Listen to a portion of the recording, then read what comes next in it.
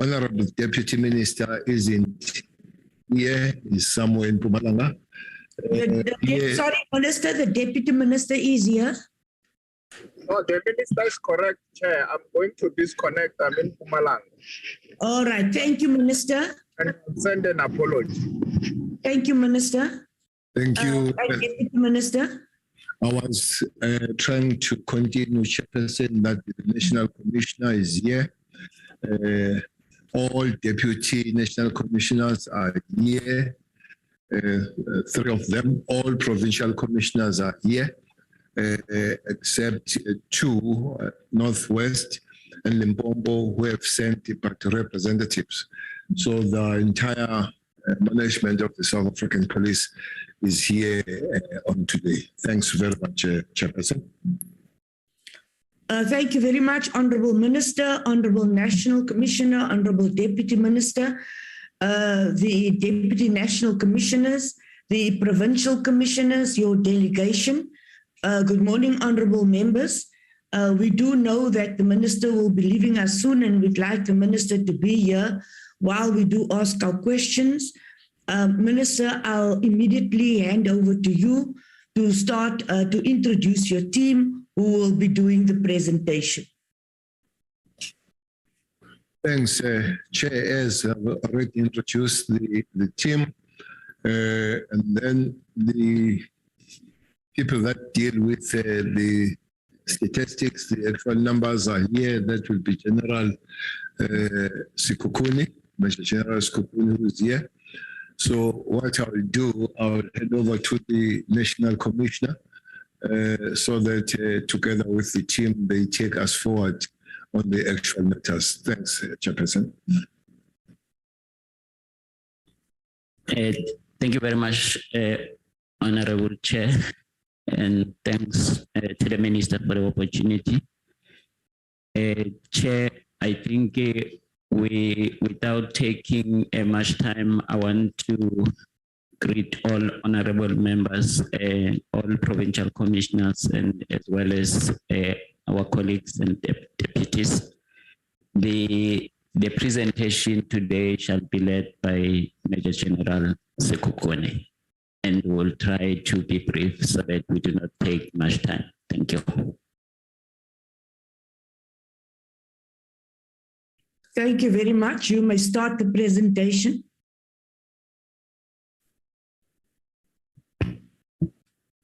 Thank you, Minister. Thank you, National Commissioner, Chairperson of the Portfolio Committee, and members of the Portfolio Committee. I'll be taking you through the Q3 crime stats covering the period from October to December.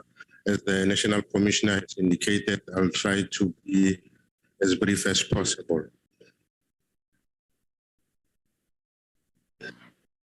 As is the norm, we will start with the overview of the crime that has been recorded in South Africa.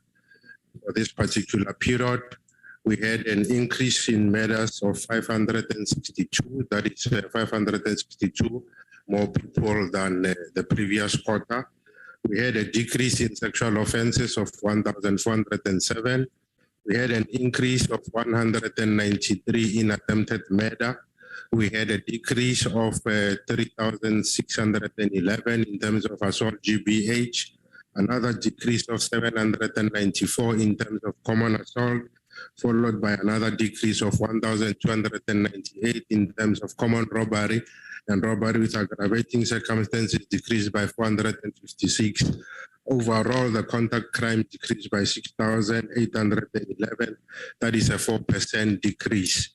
Then looking into the breakdown of the sexual offenses, we had a decrease of 903 in terms of rape, a decrease of 321 in terms of sexual assault, a decrease of 101 in terms of attempted sexual offenses, then contact sexual offenses decreased by 82. Overall, total sexual offenses decreased by 1,407.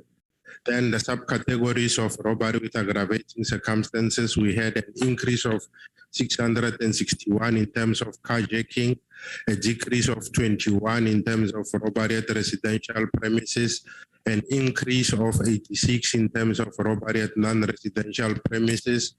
Robbery of cash in transit decreased by 5, bank robberies increased by 6, and truck hijacking increased by 12. Then this is the per capita for selected conduct crimes using again the 2017 series because of the fact that Status A is only conducting the new census in the current year. Then they will provide us with updated estimates to be able to compute the mid-year population estimates. The murders for the current quarter is 11.4 per 100,000. Rape is 18.8 per 100,000. Attempted murders 9.4 per 100,000. Assault GPH 77.1 per 100,000. Common assault 78 per 100,000. And common robbery 17.4 per 100,000. Then we also did this particular table to show the ratios per province using the same mid-year population estimates, taking into consideration the total number of murders that have been committed within a particular province and juxtaposed it with the total population for the particular province.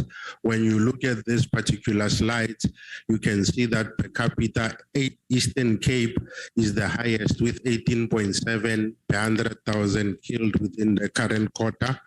And the Western Cape is the second highest with 15.1 per 100,000 people killed. KwaZulu-Natal is at number 3 with 14.2 per 100,000. Gauteng is at number 4 with 10.3 per 100,000. Free State at number 5 with 8.3 per 100,000.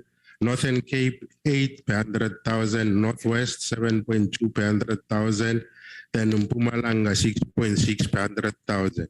Using the mid-year population estimates gives a much clearer picture in terms of the murder per province, because some of the provinces are more populous than others. So when you use the population estimates, you are then in a position to compare apples with apples, hence the decision to take this route. Then continuing with the table that we are familiar with, we had an increase in terms of arson, that is 6 more cases. Malicious damage to property increased by 626. Then total contact-related crimes increased by 632. We had decreases across all categories of property-related crimes, led by burglary at non-residential premises of 1,142, followed by burglary at residential premises of 3,142, theft of motorcycle and vehicle decrease of 323, then theft out of motor vehicle of 2,527, then stock theft a decrease of 420, total property-related crimes decreased by 7,584. Then other serious crimes, all theft not mentioned elsewhere, increased by 2,019. Commercial crime 3,727, a decrease in shoplifting. Then total other serious crimes increased by 3,889. Then the total 17 community reported crimes decreased by 9,874. In terms of the crime detected as a result of police action, we had increase in terms of the illegal possession of firearms, and the other categories of crime detected as a result of police action were on the decrease, hence they are color-coded in red.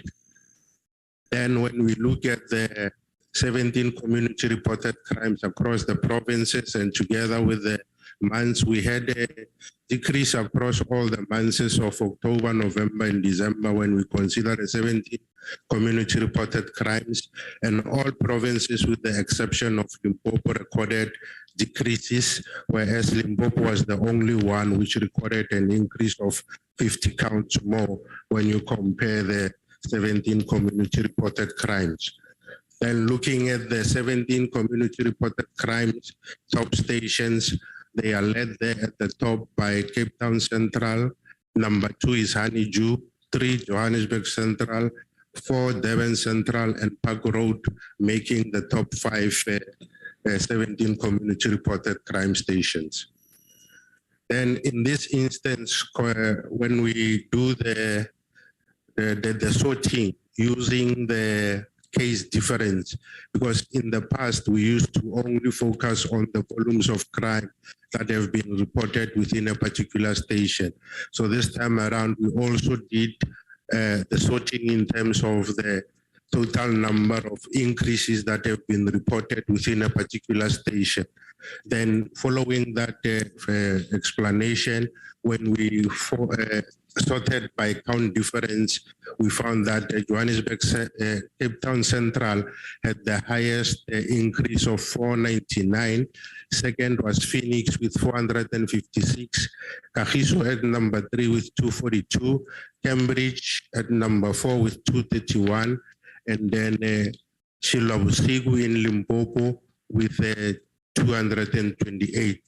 Then the Molatani station is a new station. Hence, you see that for the 4 years prior to the 2021-22, it had recorded all zeros. So when you do the subtraction, you are subtracting against zero. So the total number of 17 community reported in that station will also be the count difference. And moving on to contact crimes, again, we had decreases in contact crimes across all the 3 months, that is October, November, and December.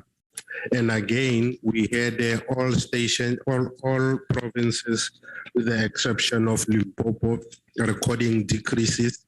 And this time around, Limpopo for contact crimes increased by 185. All the other provinces recorded decreases.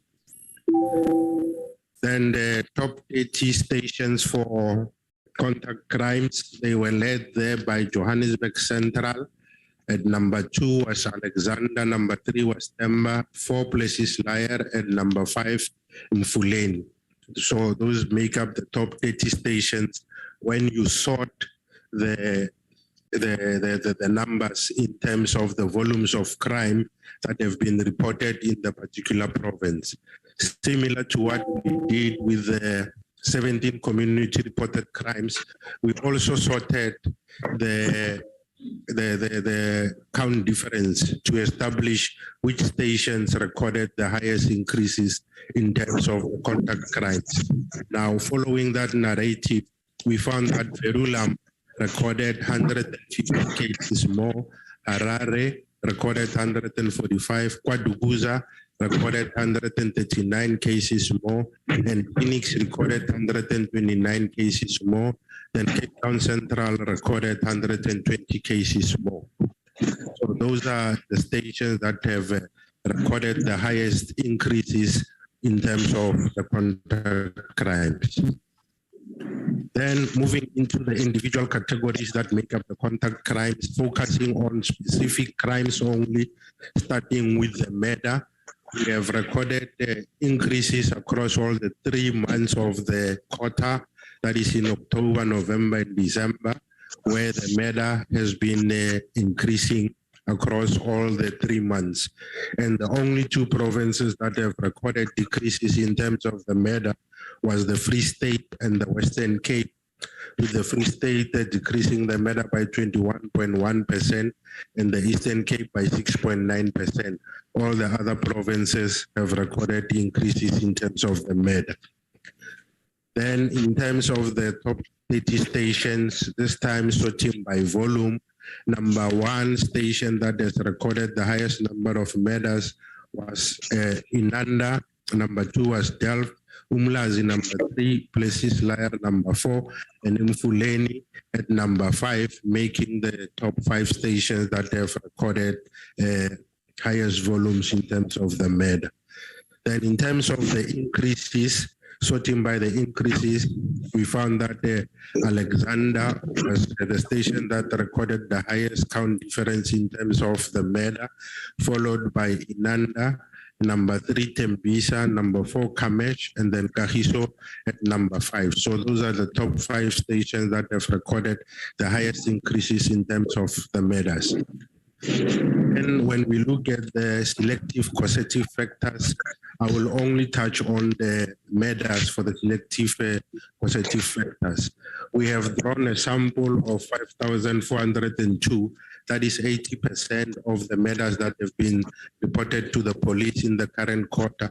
And the idea why we draw the sample is we know the total number of matters that have been reported to the police.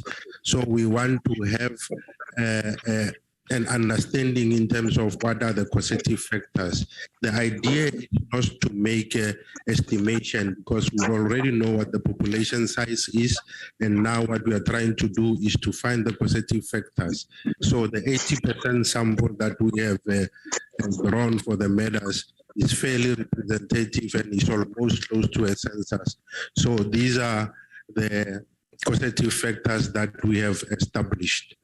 At number 1, we found that arguments and misunderstanding with 1,151 was the highest causative factor. At number 2 was mob justice or vigilantism with 357. Robberies at number 3 with 345 causative factors attributed to robbery. Number 4 was retaliation, revenge, or punishment with 302. At number 5, the 5th causative factor was tax-related, contributing 60 matters to the current matters that have been reported. At number 6, we have rape during the commission of another offense, not rape or robbery, attributing to 47, and carjacking or attempted carjacking at number 7, with 36 matters attributable to such phenomenon. And when we look at the crimes against women and children for the current quarter, we have reported 982 matters of women. Attempted matters were 1,284, and then assault GBH were 15,692. In terms of the matters, that was 36 more women killed in the current quarter when compared to the previous quarter, and also attempted matters was 83 more attempted matters when compared to the previous quarter. In terms of matters for boys and girls, that is children from the ages of 0 to 17, we have recorded a decrease of 21. That is, we had 352 children that were murdered, a decrease of 21 when compared to the previous period. Attempted murders for children, we had 91. That is the total number of children murdered was attempted murders was 394. Then the causative factors, when we look at the provincial breakdown in terms of the murders, we found that most of the arguments were found to be the causative factor in the province of KZN with 387. The second highest was Western Cape with 164. The third highest attributed to arguments was Eastern Cape with 131. And number 4 was Limpopo with 101 matters attributable to arguments. And number 5 was Gauteng. Then robberies, in terms of the provincial breakdown where they attributed the matters to robberies, again, number 1 was KZN with 132. Number 2 was the Western Cape with 56. Gauteng province was at number 3 with 50, and the Eastern Cape at number 4 with 44.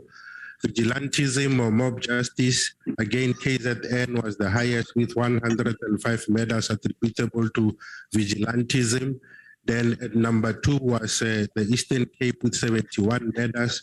At number 3, we had the Western Cape with 55 matters attributable to vigilantism.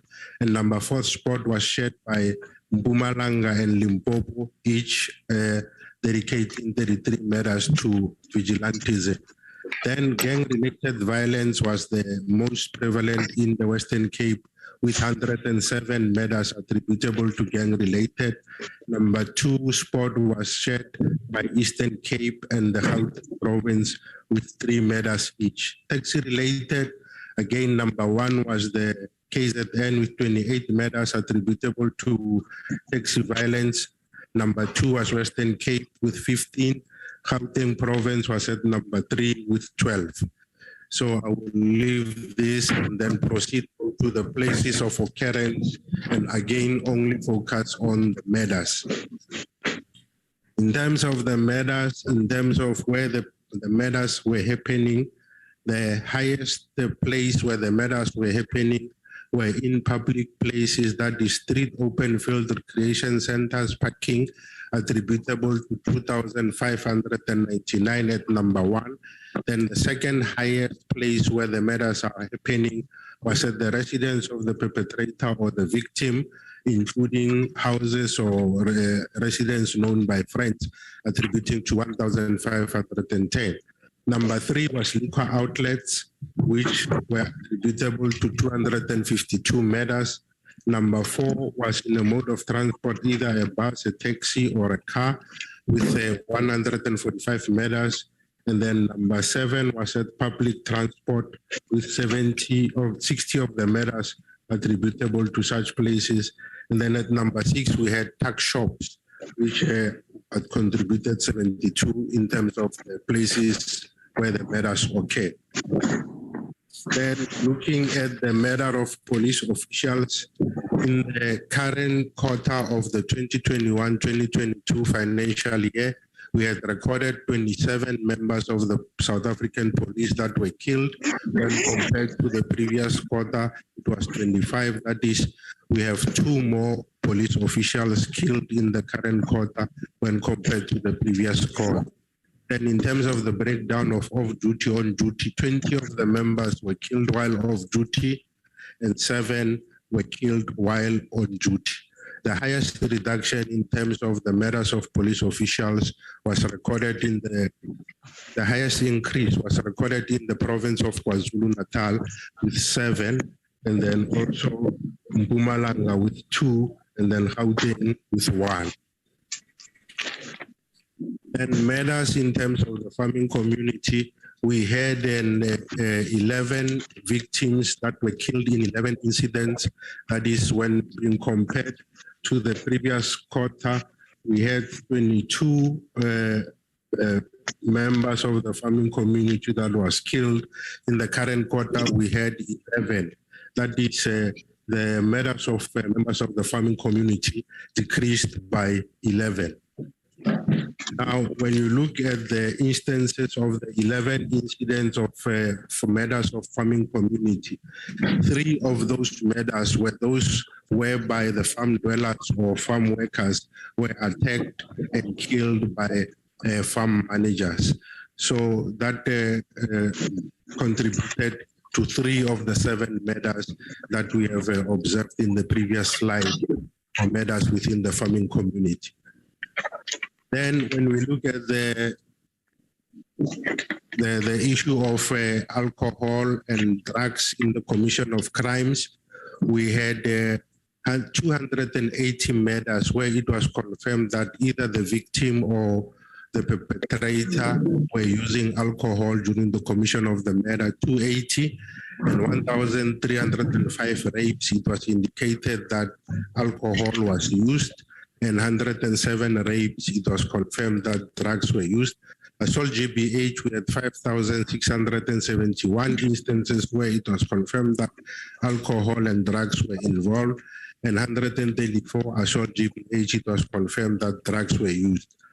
Instances which took place at the place where they are selling liquor, like taverns, shebeens, and pubs, we had 252 murders having taken place at such facilities, and we had 209 attempted murders occurring at such facilities and 90 rapes occurring at taverns, shebeens, and pubs. Then in terms of attempted murders, we had 3 provinces recording decreases in terms of attempted murder. That is the Free State, Northwest, and the Western Cape. And then the other provinces recorded increases.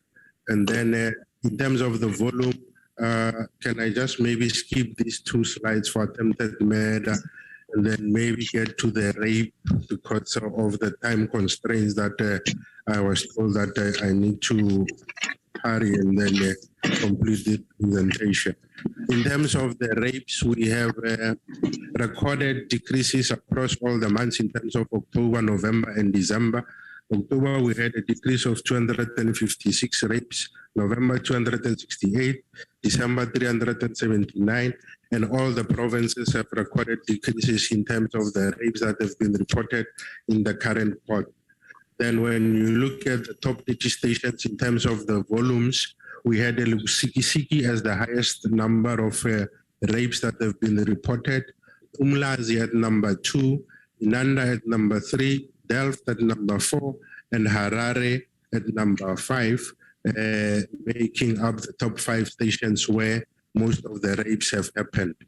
Now, in terms of the increases, in terms of the number of rapes that have been reported, that is the count difference, the highest station was Kwadukuza with 29, Mount Freire at number 2 with 25, Pretoria Central at number 3 with 22, Siki at number 4 with 21, and Josini at number 5 with 21. My apologies. Honorable members, could you please, Honorable Sheikh Imam, could you please mute your mic? When you come, I think again. Honorable Sheikh Imam, please mute your mic. Thank you very much. You may continue.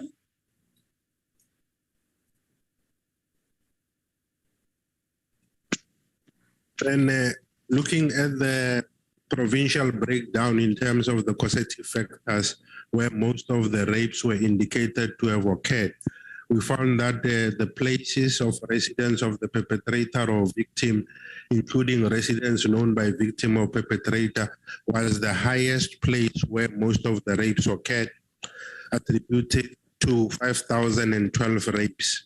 In terms of the provincial rape breakdown, KwaZulu-Natal was the highest with 1,088. Number 2 was Eastern Cape with 985. Number 3 was the Western Cape with 718. Then the second highest place where most of the rapes occurred was the public places, that is street, open field, recreational parks, etc., with 1,612 rapes occurring at such places. Number 1 was KwaZulu-Natal with 319. Number 2 was Gauteng with 272. And number 3 was Eastern Cape with 263. We also had rapes that had happened at educational institutions. That is 61 rapes happened at such institutions, with again KwaZulu-Natal at number 1 with 15 rapes happening at such institutions. Number 2 was Eastern Cape with 15. And then number 3 was the Western Cape with 9. Then liquor outlets where the rapes happened, we had 90 of the rapes happening at such facilities, with number 1 being the Eastern Cape with 27, number 2 Gauteng with 24. The number 3 spot is shared by both KwaZulu-Natal and Mpumalanga with 8 rapes each. And the number 4th spot was shared by the Western Cape and Limpopo with 7 rapes happening at liquor outlets. Then further to that, we also looked at instances whereby there was a kind of a domestic relationship between the victim and the perpetrator, starting with the murder, whereby the ex-boyfriend, ex-husband, uncle, etc., had committed such cases. Looking at murder, we had the Eastern Cape recording the highest number of murders attributable to domestic violence with 51. Then Gauteng at number 2 with 41. KwaZulu-Natal at number 3 with 34. And the Western Cape at number 4 with 31. In total, 117 female were killed due to domestic violence, and 115 male were killed due to domestic violence. The total number of murders that were attributable to domestic violence was 232. Then looking at the rapes, the Western Cape was the highest with 155. Number 2 was Gauteng with 133. Number 3 was Eastern Cape with 102, and number 4 was KwaZulu-Natal with 68.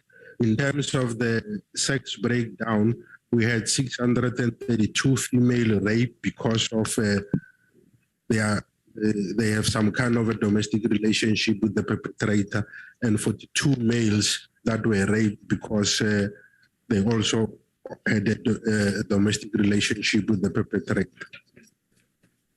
Now moving on to the subcategories of robbery with aggravating circumstances. We had carjacking having increased across all the months of October, November, and December. And the provinces that have recorded decreases was the Free State with 5% decrease, Northwest 2.8, and the Western Cape 2.3. Overall, we had 661 more cases of carjacking in the current quarter when compared to the previous quarter. Then in terms of the top stations, in terms of volume, number 1, we had Harare. Number 2, we had Nyanga. Number 3, Philippi East. All the stations in the top 3 being in the Western Cape. Then we had Umlazi at number 4 and number 5, Orange Farms, making up the top 5 stations in terms of carjacking. Then robbery at residential premises, we had recorded decreases across the 3 months.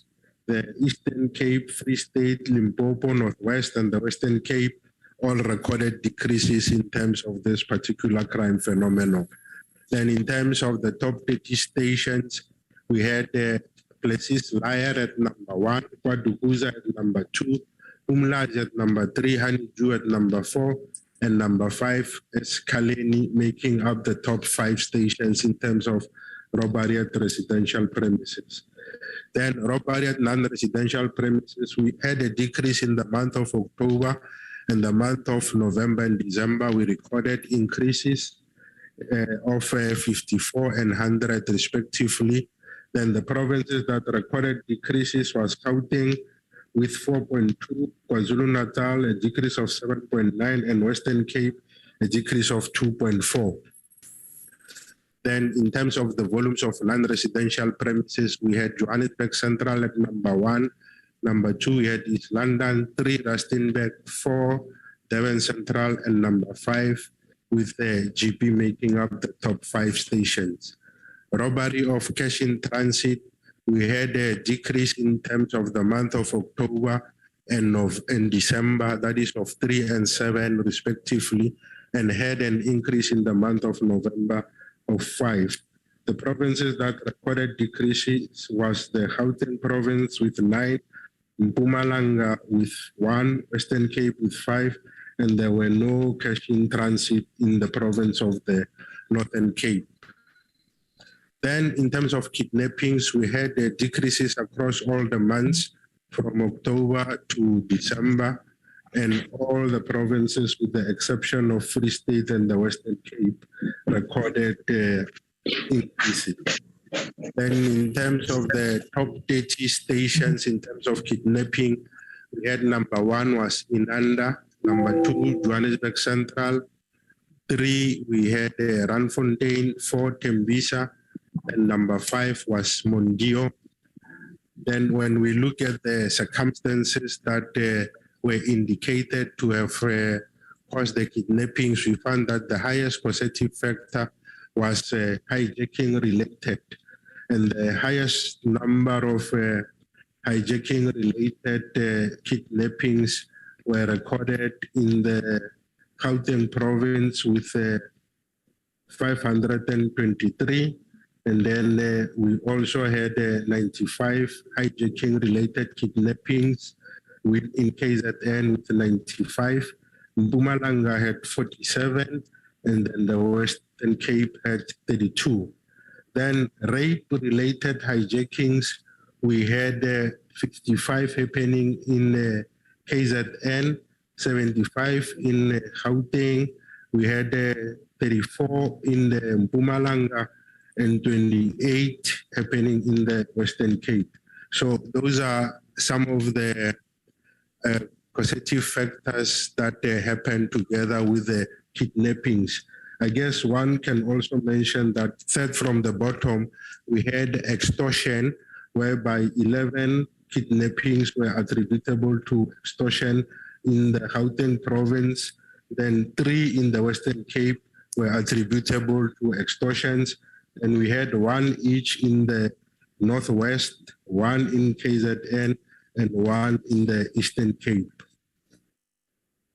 We had decreases across all the months for property related from October to December, and all the provinces recorded decreases in terms of property related crimes.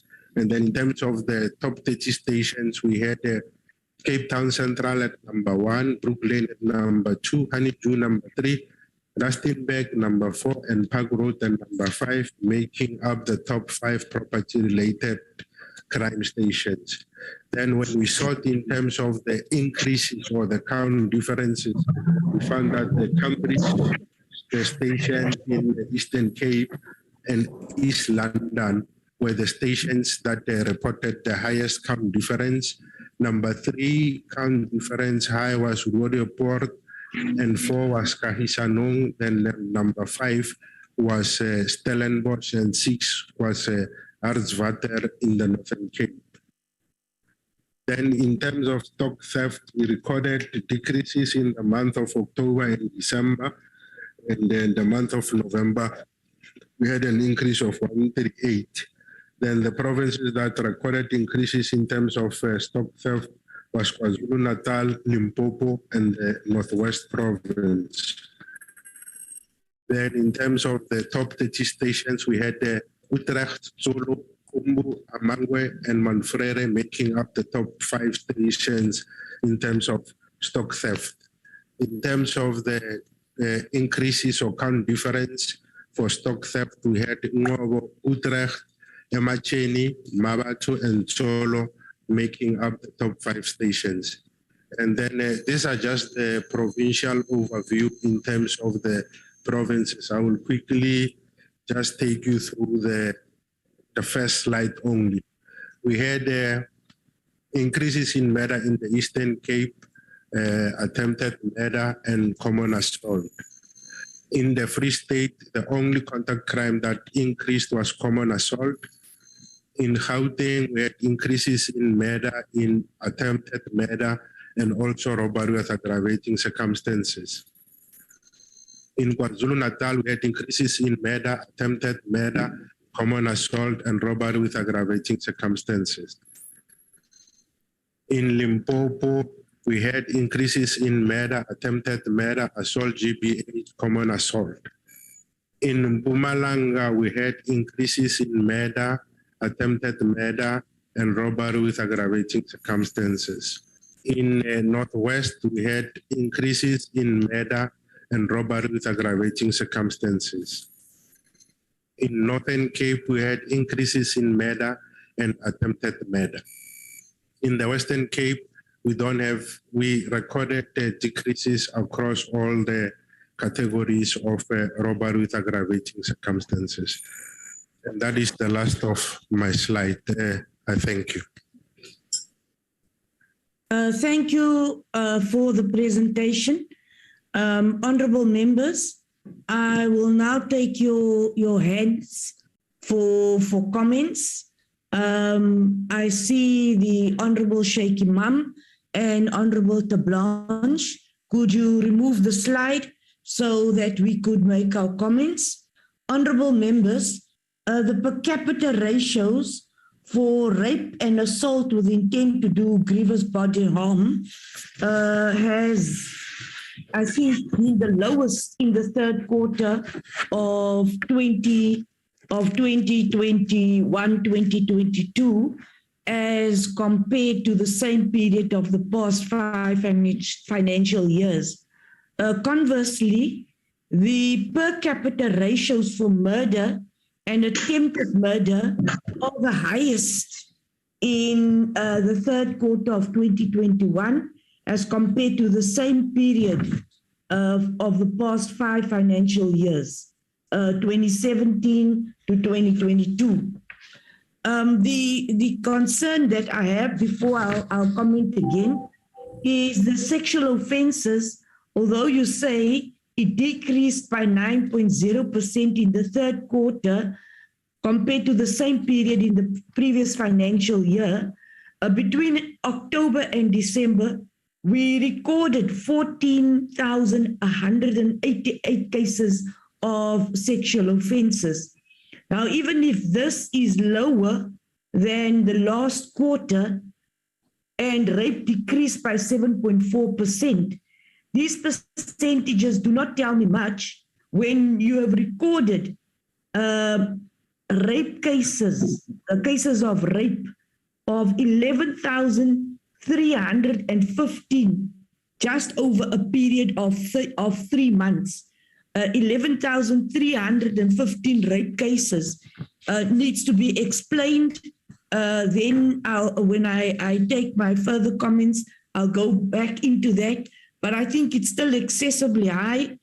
It gives us an average of 123 rape cases per day. So, honorable members, I do not think that we can just say that the number of rape cases has decreased when, in fact, we are still having something like 123 rape cases per day. One rape case is too much. When you are having 123 per day, it is completely unacceptable and then totally unheard of.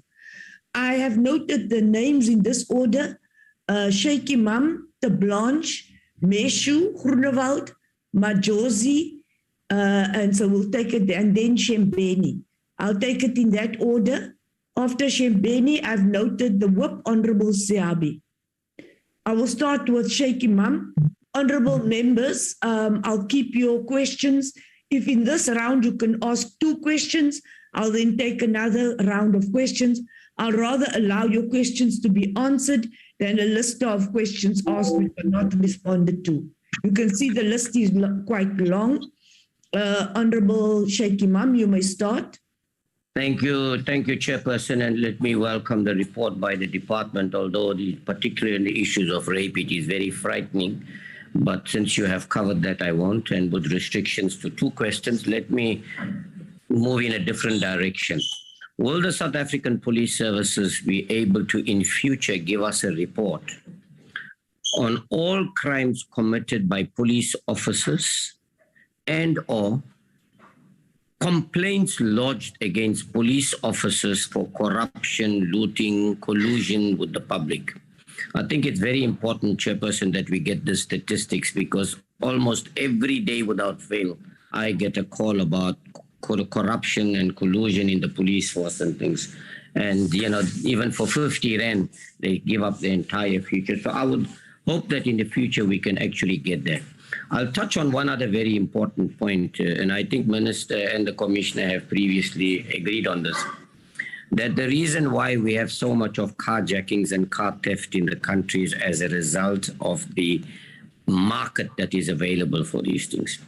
Now, in some research that I have done, Chairperson, I find that the cheaper cars that are being stolen in South Africa, and many people lose their lives as a result of this, is particularly because there's a market with motor scrap dealers and things. But very importantly, Chairperson, the expensive cars, the Fortuners, the 4x4s, BMWs, and Mercedes that are being stolen are all leaving the country to the neighboring countries. And they are in free movement in these neighboring countries. No measures are being put to, go out there, investigate these things so that we can stop the hijacking and the killing of our people for these luxury vehicles. In fact, I was so disturbed a few days ago when I've even heard that senior members and family members of even government, and family members that are driving vehicles that have either been hijacked or stolen in South Africa. That is how big the market is. I'd like the Minister and the Commissioner to tell us how we're going to deal with this particular problem. I'll leave the rest for my colleagues. Thank you, Chairperson. Thank you very much, Honorable Shaky Mam. Honorable De Blanche. Thank you, Chairperson. With your permission, I will just switch off my video now because my connectivity is a bit dangerous here. So with your permission, I'll be switching it off. Thank you, Chairperson. Chairperson, let me start by welcoming the presentation. But Chairperson, I don't feel very happy today. And I'm going to give, just a slight little overview about my calculations, what I did. Chairperson, the murder rate increases by 8.9% year on year and by 11.3% from the 2021 to 2022 second quarter to the 2021-2022 third quarter. On average, 74.5 people were murdered every day in quarter 3 of 21-22. Now, only 5 years ago in the same quarter, this was 61.8 people per day. As pointed out in the past, the murder rate increases by 20.5% in the last 5 years. I really think that is appalling. Attempted murder increases by 3.5% year on year and by 9.6% from 2021-22 second quarter to the 21-22 third quarter.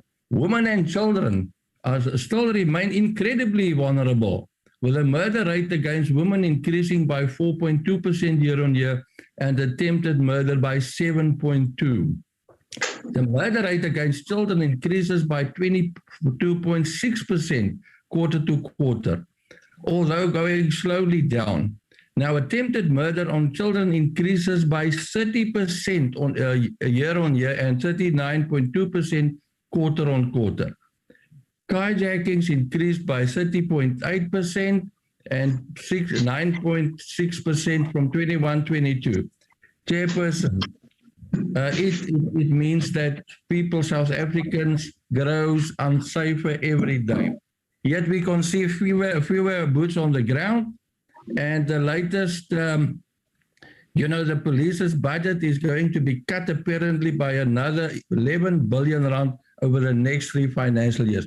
Chairperson, I am not at all happy, and I will, leave it for the second round. I still have a few questions that I would like to ask.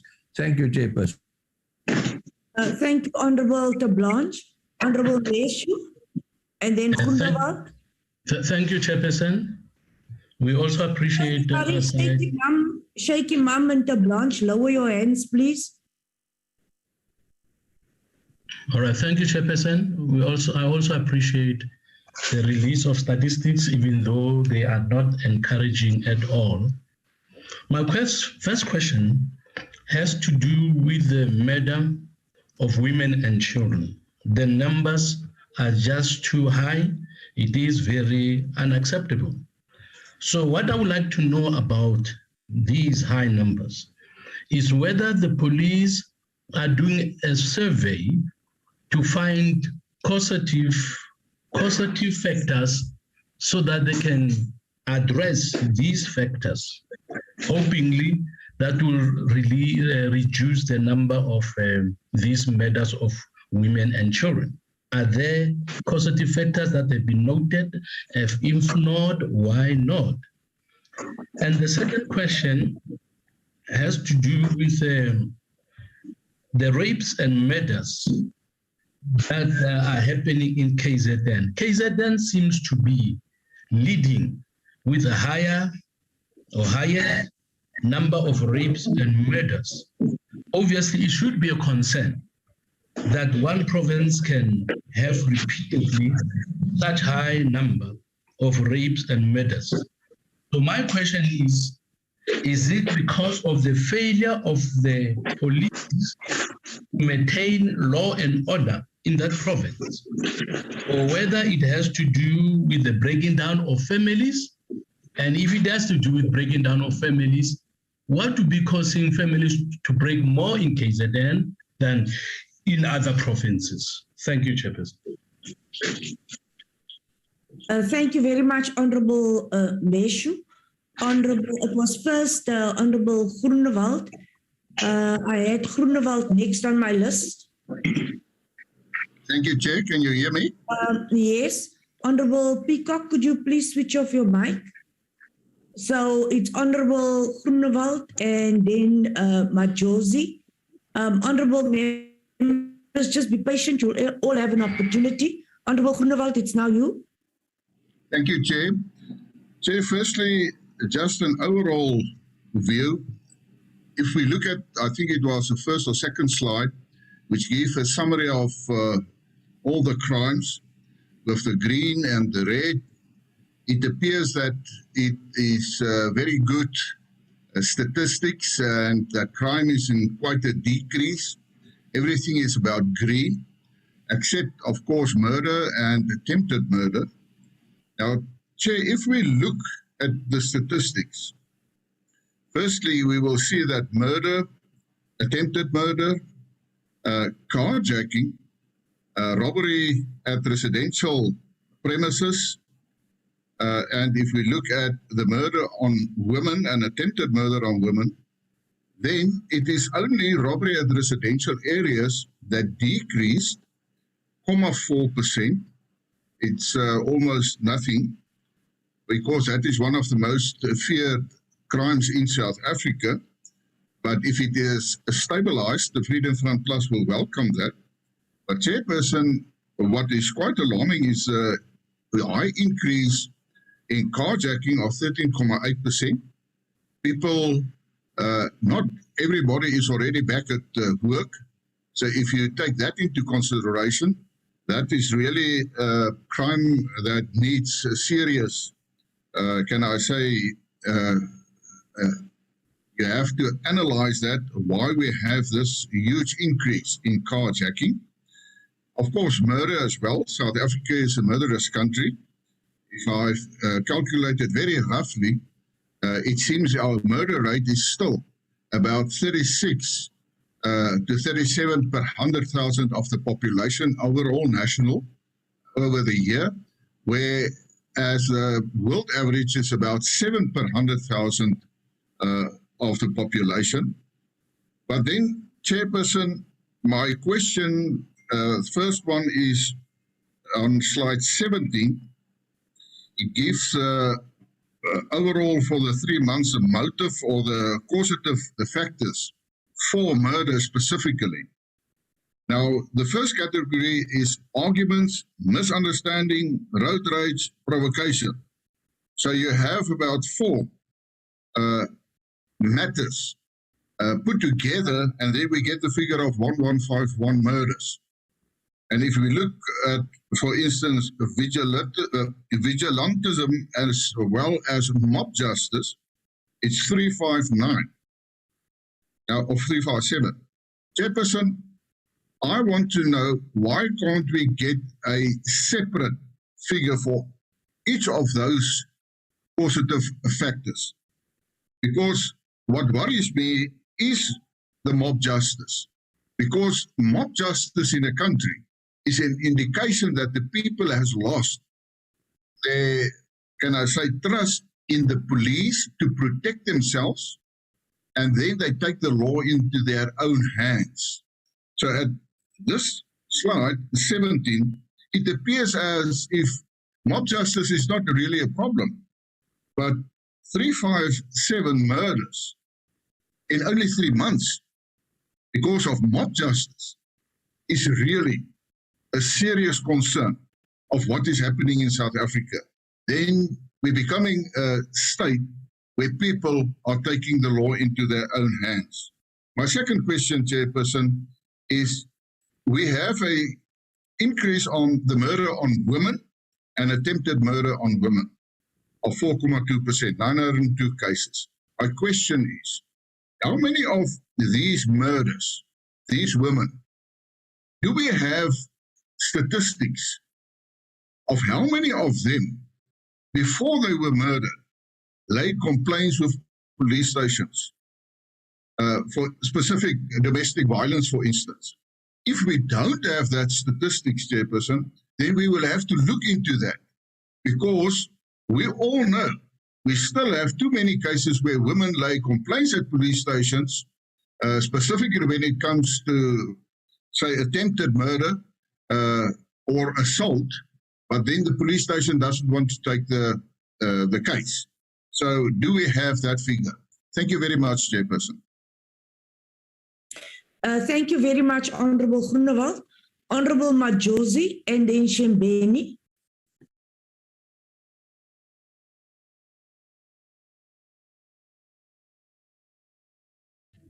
Thank you, Chair.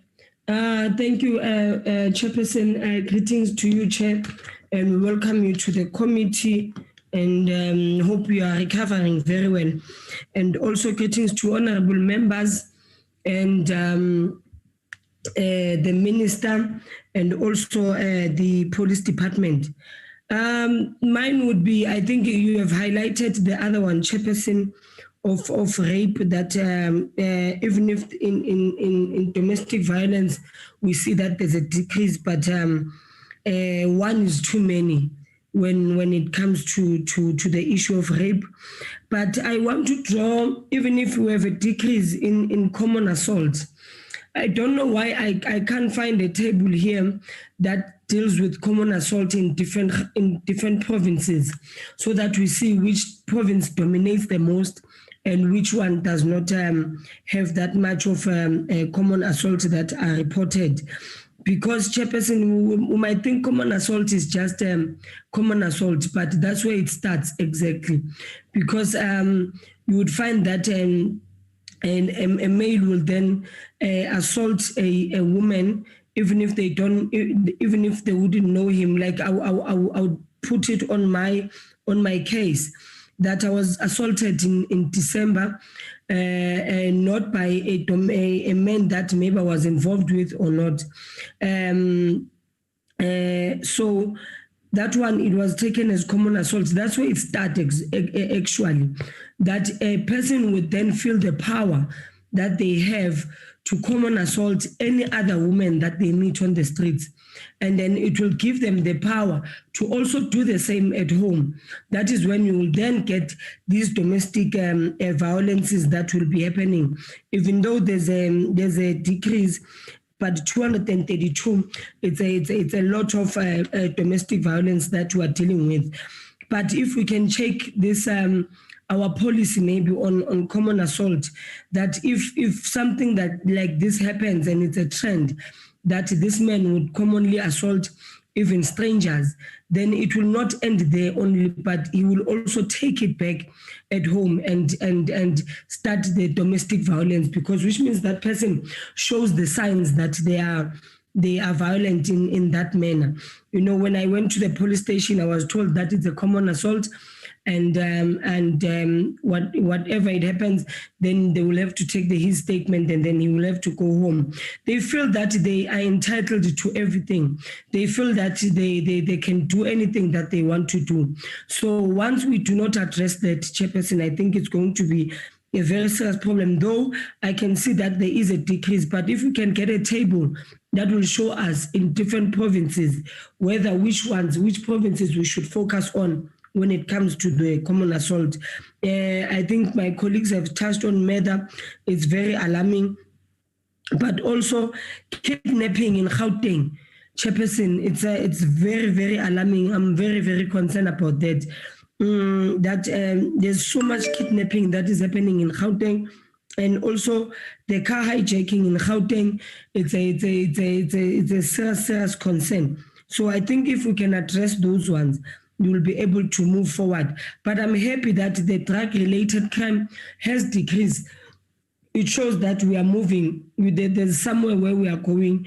And also, maybe if also we can zoom into these things, because when we have community meetings, people are crying that police officers are the ones that are delivering drugs to the drug lords in townships. So if we can zoom in on that and check what is it, because we can't deal with corrupt police officers. We can't deal with police officers that are supporting drug lords in our own townships. So I think we will need to zoom in on that so that we get a more decrease in terms of drug-related crimes and so forth. So yeah, that is my concerns, Chairperson, that maybe if we can look at that, but nonetheless, we welcome the crime statistics. Thanks. Thank you very much, Honorable Majosi. Honorable Shembeni. Thank you, Chair. Thanks for the a presentation by the South African Police Services. I've got a main concern here. Looking at all these crimes that are being listed here, there is one factor that I've noted that we have not spoken to. The modus operandi, the instruments being used. In most cases, when you talk about carjacking, the firearm is used. You talk about murder, there is firearm. You talk about kidnapping, there is a firearm. You talk about attempted murder, robbery, and all these things. Firearms are there. Now, what is the SAPS doing about the issue of illegal firearms in South Africa? That is the first point. Secondly, the firearms now being stolen from the South African Police Services, the police stations and everything. We did not hear anything about that. How far are they with the investigations in those cases where firearms are being stolen from the South African Police Service?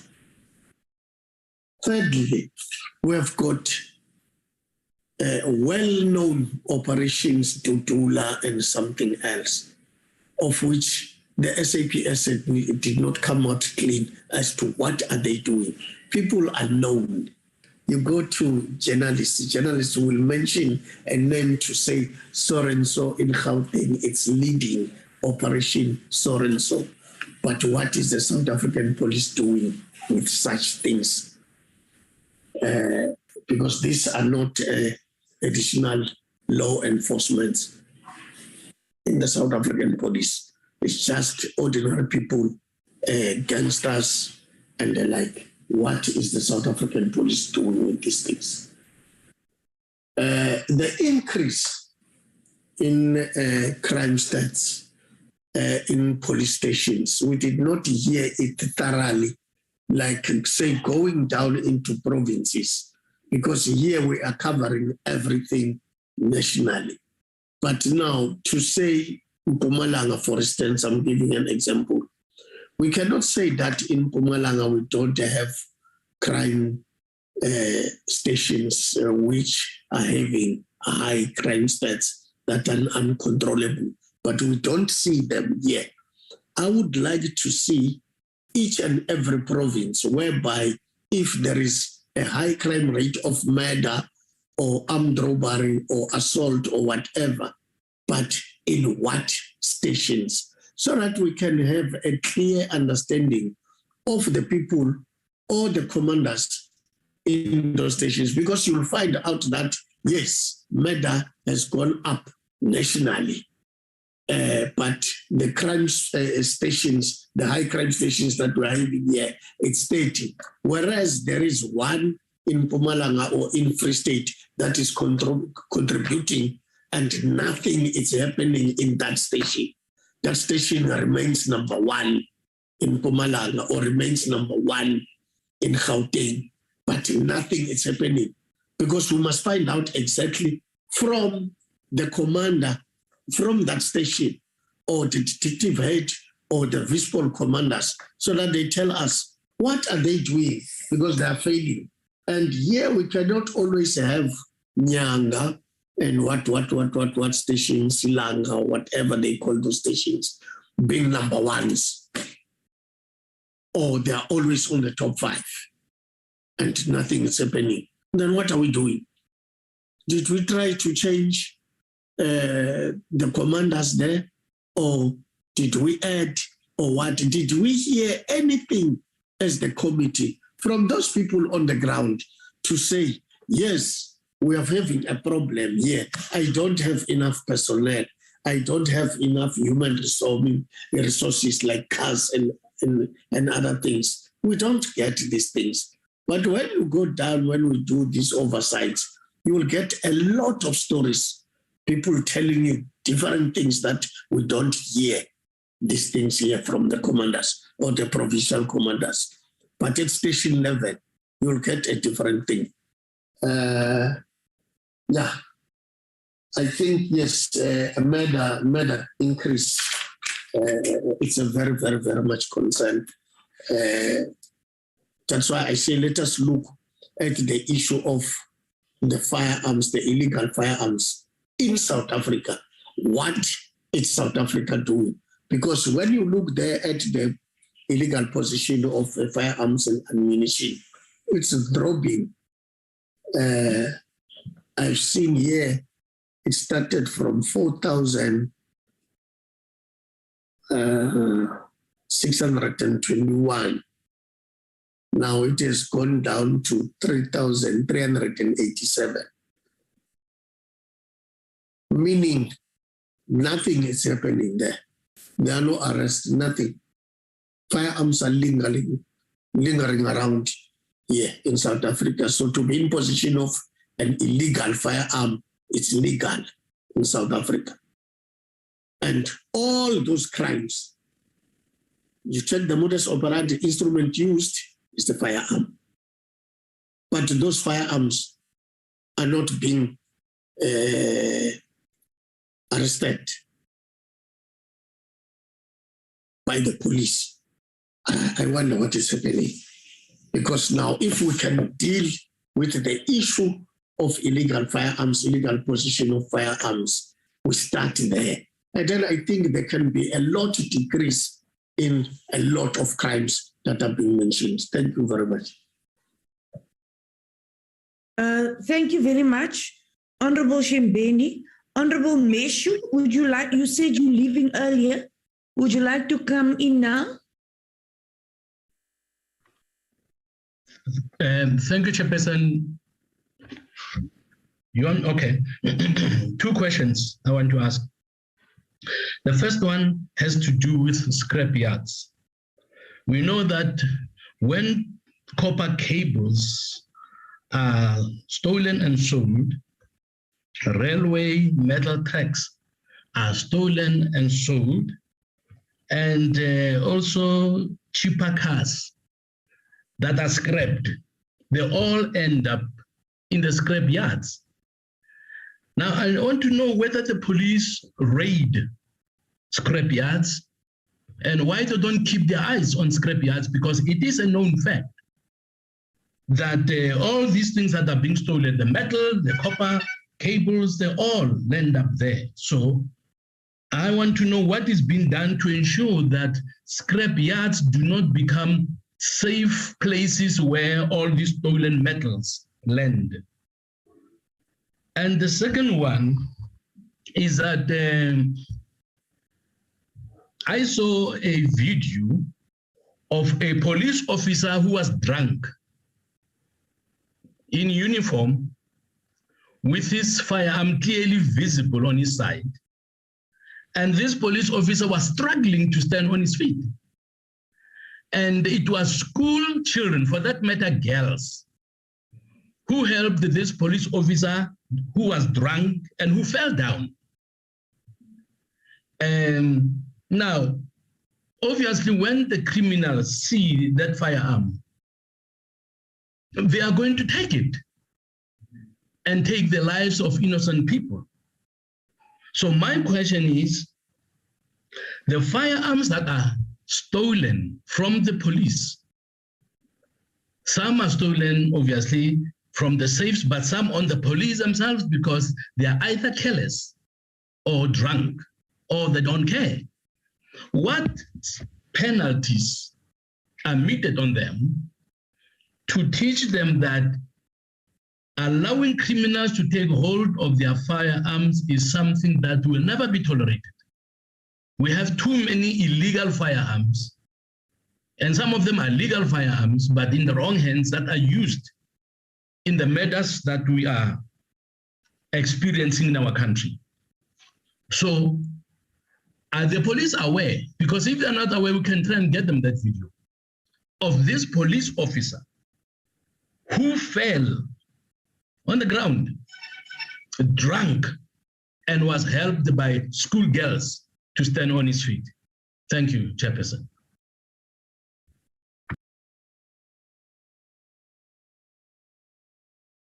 Thank you very much, Honorable Meshu.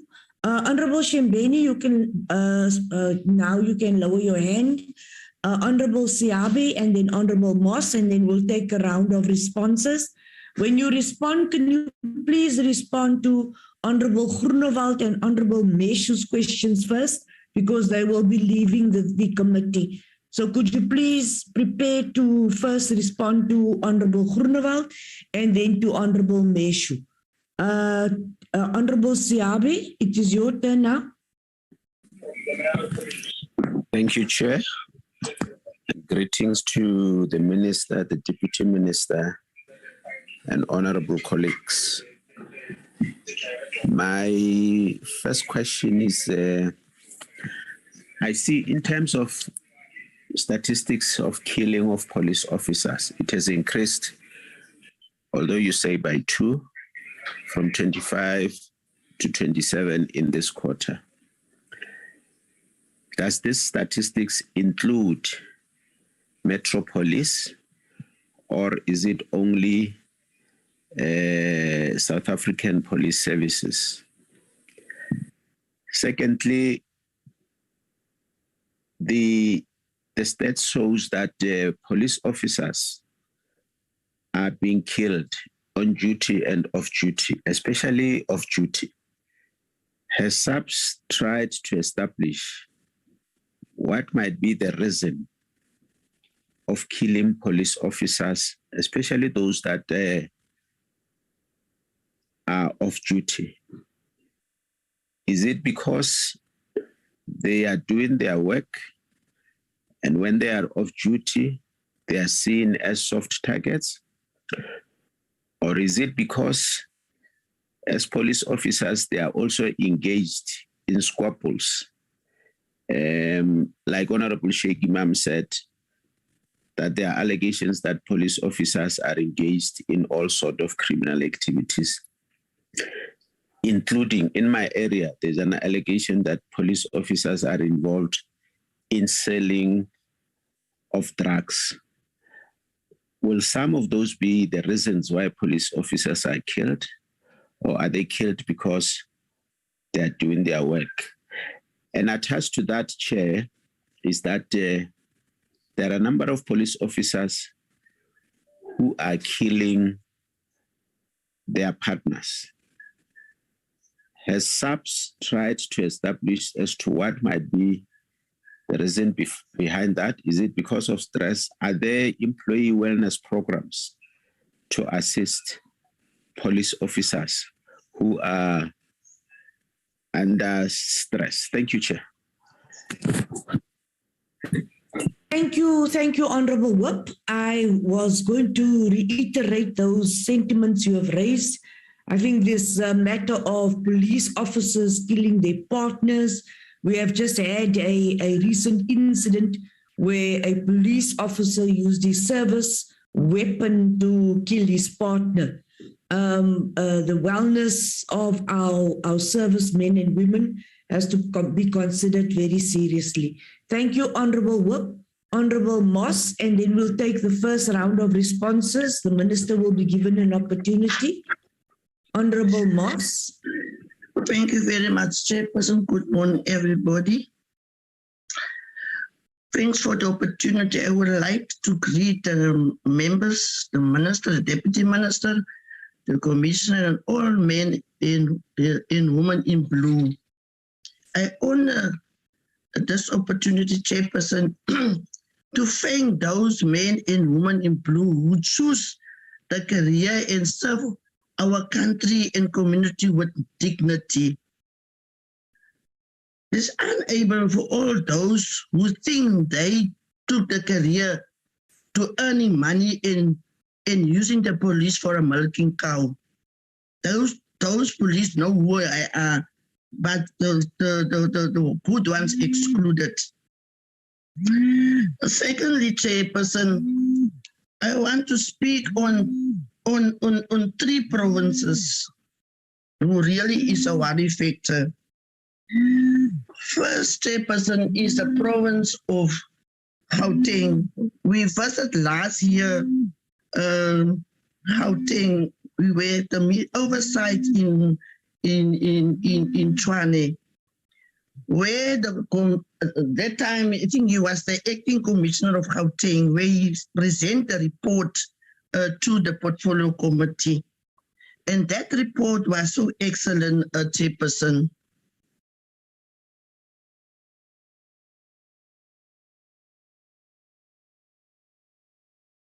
Honorable Moss? Honorable Moss? Are you still there? Chairperson?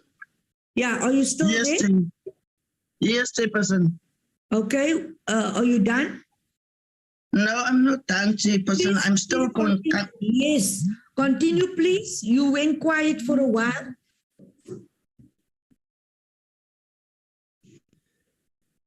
Hello? Is the network? Yes, you can continue, Honorable Moss. We can hear you. Chairperson, there was a downturn in the crimes will be actually presented today. Why, Chairperson? Because there was a cooperation between the Gauteng government, the local authorities, and the community, and they was working on very good programs. So I didn't know what happening that the crime is going up in that province. Maybe they must tell us again what is happening that the crime is going up, and then if they still continuing with that program of cooperation. Secondly, Chairperson, coming to the province where I stay. Chairperson, I'm not happy with what every time we only hear about, when we come to the Western Cape, you only hear about Cape Town. The places that they mention is only about Cape Town in that report. The Central Cape Town, the Mitchells Plain, the Kailicha, the Nyangas, the Langas, the Guguletus, and so forth and so forth. What about the rural small towns? What about the farming or the farming communities? Is they not part of the Western Cape? Why we every time when we get a presentation of the Western Cape, they only talk about Cape Town, the small, the townships of Guguletu, of La. I'm not saying they mustn't report it, but what about the rural areas? Because the Western Cape mostly have small rural towns, and it's where the crime spread from Cape Town to the small rural towns. Make example, like your Klaver and the round farms around Klaver. Is not the first time that incident happened in Klaver. It's every year that things were happening. People be kidnapping, women be raped on the N7, and you can go on and on. So I really am not happy with only we can receiving only every time reports about the Western Cape, only about Metro, the Lama, only that area. The last point I want to raise, Chairperson, is the issue of poaching and drug trafficking. They're working very close to one another. Is there if the crime unit a cooperation between DAF and the police department? Is there a collaboration? And if there is, can they maybe one day tell us? Because poaching is too much in South Africa. Our generations, and the next generations will not have certain species in South Africa if we not address the issue of poaching. I don't want to raise towns of areas because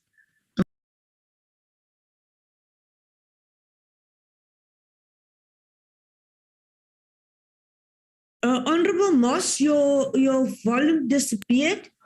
There. Your mic is back on. Finish, please. I'm saying, Chairperson, the issue of poaching is a serious crime in South Africa. There's areas in our provinces, in the coastal towns, where poaching and drug trafficking is happening. I don't want to raise the towns or the coastal lines and so forth and so forth. But my question is there a cooperation between DAF and the crime unit of the police on the issue of poaching and drug trafficking? I don't want to mention the towns because I must also protecting myself. Tomorrow I will be killed because I'm a whistleblower. Although I'm an MP, I'm not at protection because I'm not trusting the police. Thank you very much. Thank you, Honorable Moss. Honorable Minister, we'll give you an opportunity to respond. The Minister will be leaving us at 11. That gives us quite some time with the Minister. Thank you very much, Honorable Minister, for giving us so much of your time and being so gracious with your presence here today and for bringing the crime statistics to the committee. We really appreciate it. It was a bone of contention, but I'm very happy that we have addressed this concern. Thank you very much, Honorable Minister, and then you will hand over to your team to respond. Thank you, Honorable Minister.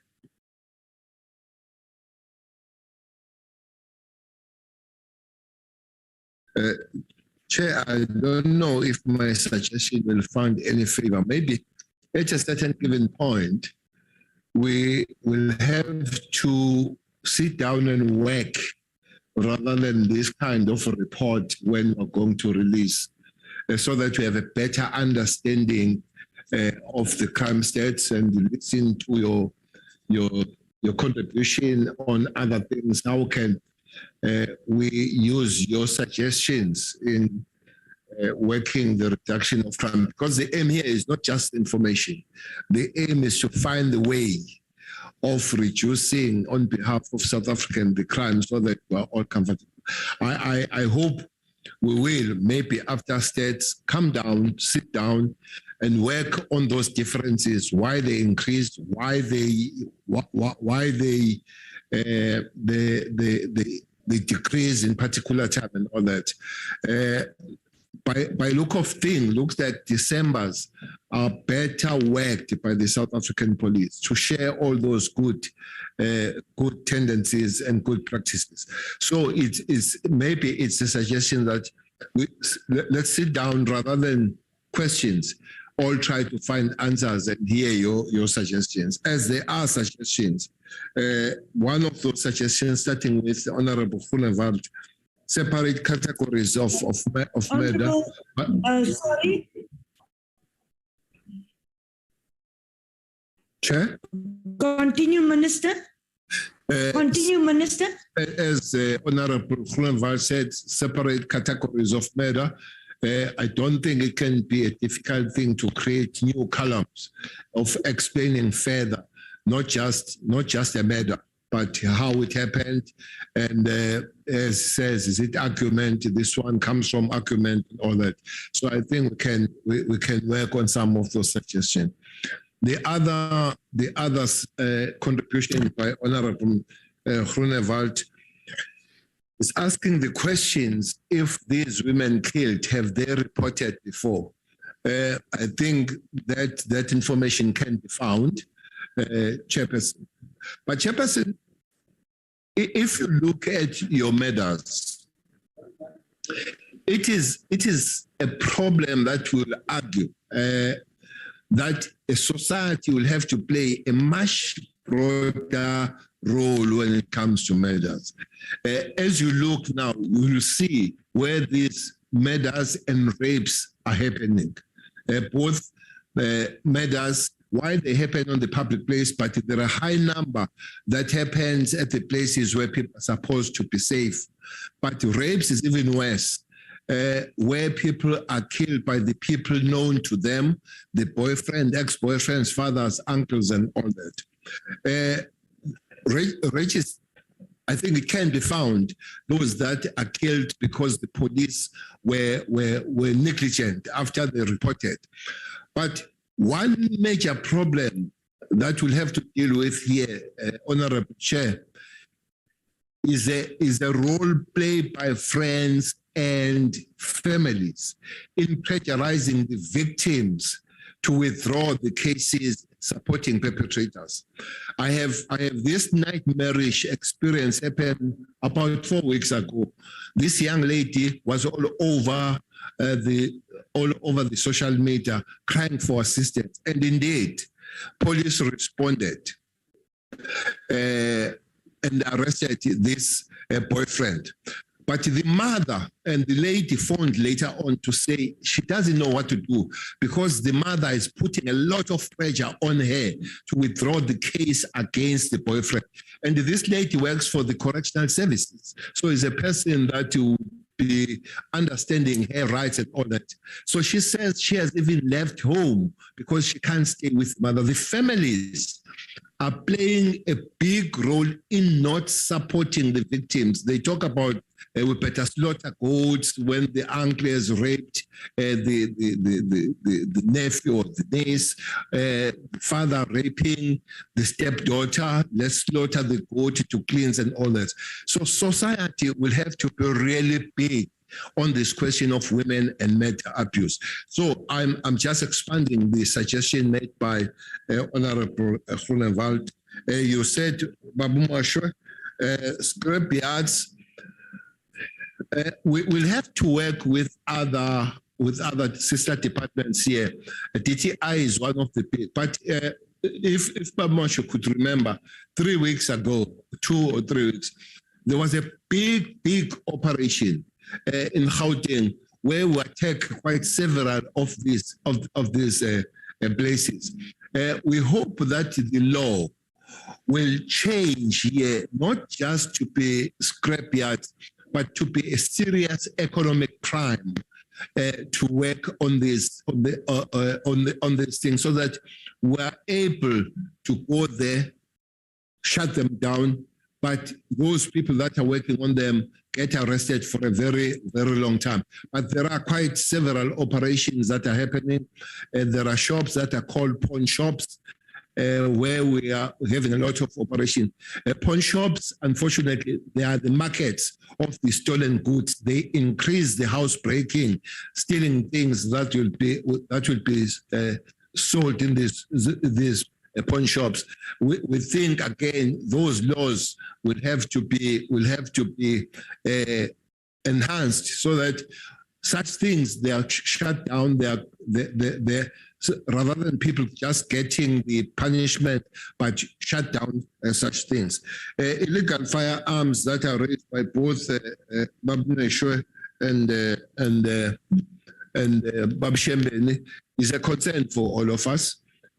We try to work. We do have a lot of operations dealing with them, and indeed there are those that are lost from the police. There's just one results that have come out from Norwood, where 158 firearms in Gauteng were stolen by our own and sold. 3 of those officers are arrested, but also one unfortunately committed suicide, who was involved in such nasty thing. But the fact remains that all illegal firearms, except those maybe that cross the border, all legal firearms, they come out of shop being legal firearms. And they are stolen from their owners, they're stolen from cars, break-ins and all that. So it's a question of working with the communities, working with the gun owners in such incidents where young kids at school, they kill one another using their father's firearms. We'll have to work harder to enhance and make sure that we're strengthening the laws around the gun ownership. There is, as we speak now, the amendment of the Firearms Act, trying to enhance those things, is making a lot of noise on suggestion, but the community will be getting opportunity to deal with that matter. The drunk police, indeed, every family has a black sheep. I'm sure, no, Babu Moshe, you know that we have a very troublesome befundis, Babu Moshe. That's why in courts you have the trials going on for abefundis who are grooming kids for sex, for sex slavery. That's why we have Omodos, we have Opushiri, and we have Ozondo. So every house has got a black sheep. Here, Lamapoisa, not you saw a lot will Dagil is out of 177,000 members of the South African police. But once you find that, we cut them off the family. That one, the firearm was taken, unfortunately came from the province where I come from. Osizo in the area. The provincial commissioner is here, but is out of the service as we speak, going the disciplinary issues, thank for the kids, but we will have now and again get this police. They will answer National Commission, the others. Mauvuma is here, they will talk about the welfare of the police. We're trying to enhance that so that the issues of the welfare of the police, who are, let me admit, working under stress, because of the situation as they are killed and all that. Maybe answering that last question of even the police that die off duty, some of them, because they are doing the good job, some of them, because they are cracking some serious cases, and then people will think that to deal with protecting themselves against the law is to go and kill those members of several police who are good police from the detectives. Some of them that are killed at home are detectives that are doing some serious cases.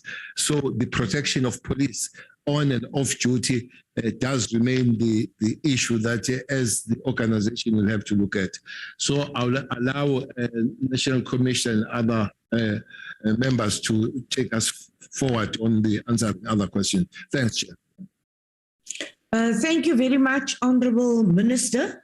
Thank you very much for your comprehensive feedback. And thank you very much, Minister, for the presentations, which are detailed, and let us appreciate the work that has been happening since you have given us the last crime statistics.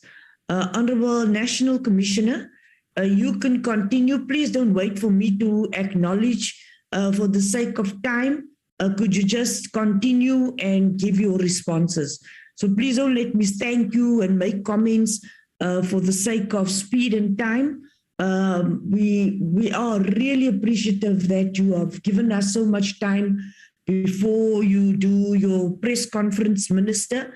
Our methodology that we are adopting is very sound now. I don't think there's a single member who can complain. We will, of course, Minister, we have informed the members before you release the crime stats.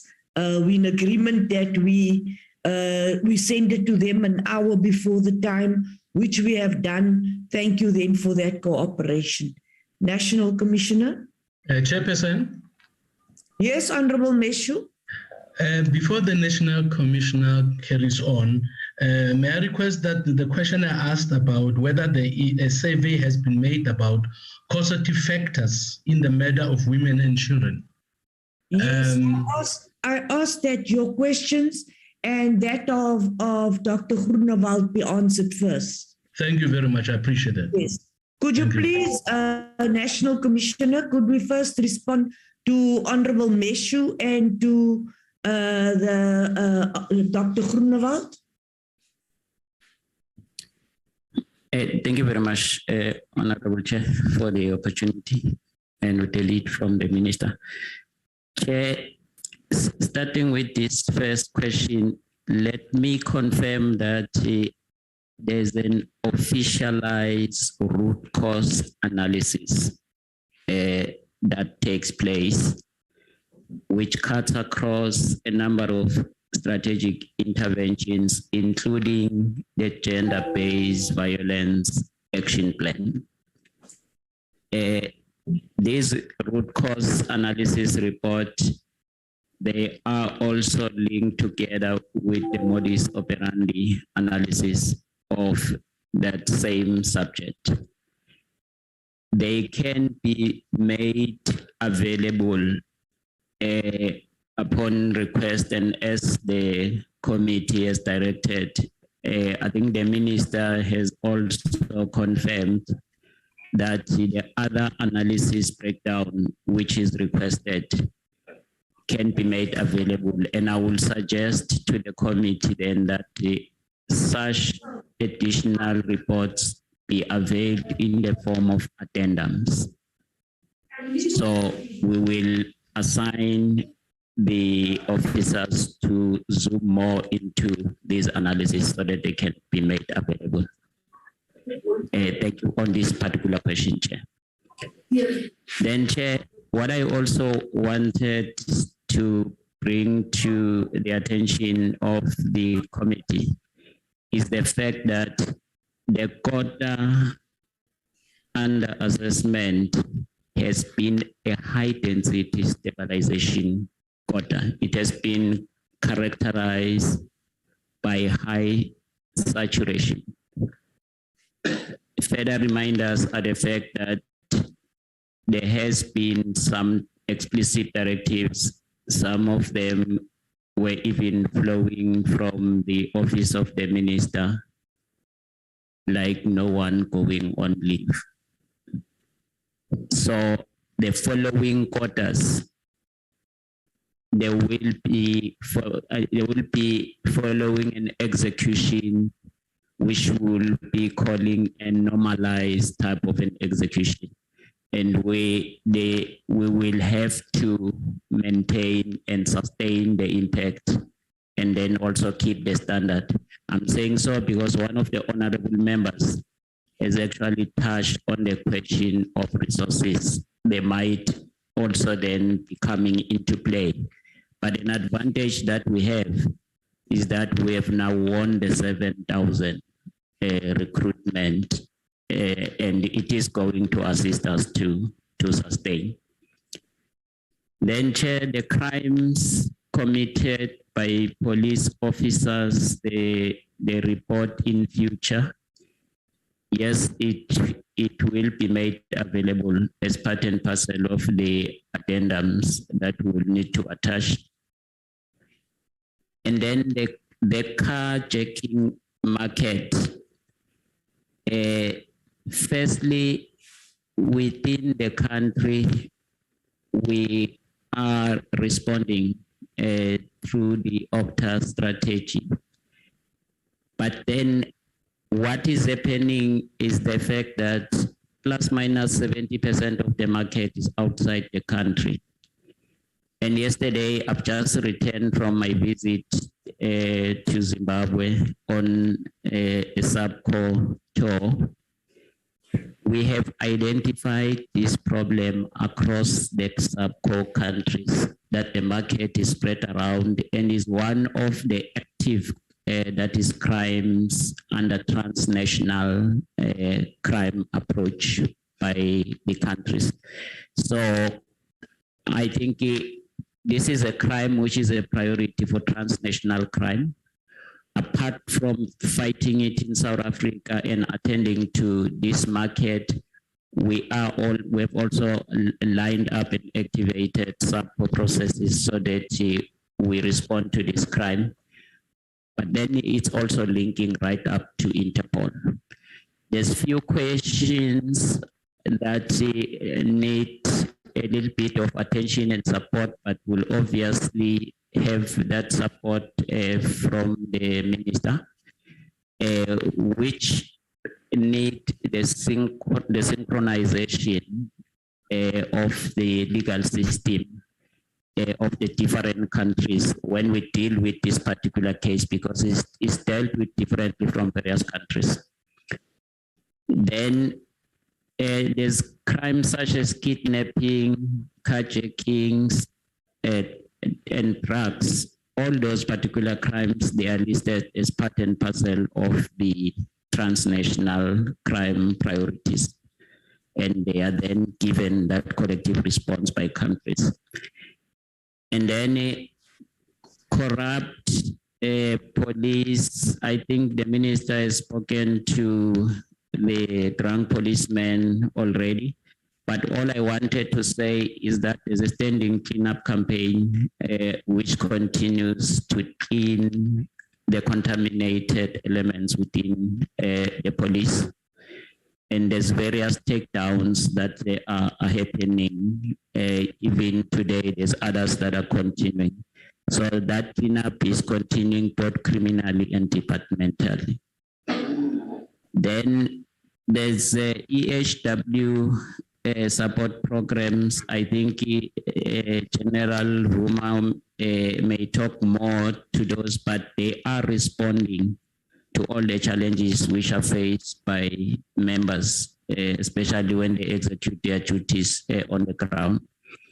With regard to stations, the top 30 stations in the provinces, all I can explain for now is that the principle of applying the top 30 at national is cascaded automatically to the province. Apart from the station from the one province that reflects at the national top 30, you will also find a provincial top 30 where the same station is listed in the provincial top 30 of the station. And provincial commissioners, I think they are then putting stabilization and normalization interventions to address such stations, but they can zoom more into that. The police killing stats, they exclude metropolis. It's only the South African police service. With your permission, Chair, I think you can afford the floor for the Deputy National Commissioners to add other responses. And there's few provinces, more like Gauteng, Western Cape, and those that have been touched. Maybe the provincial commissioners, if you provide the floor, they can also talk to that. Thank you very much.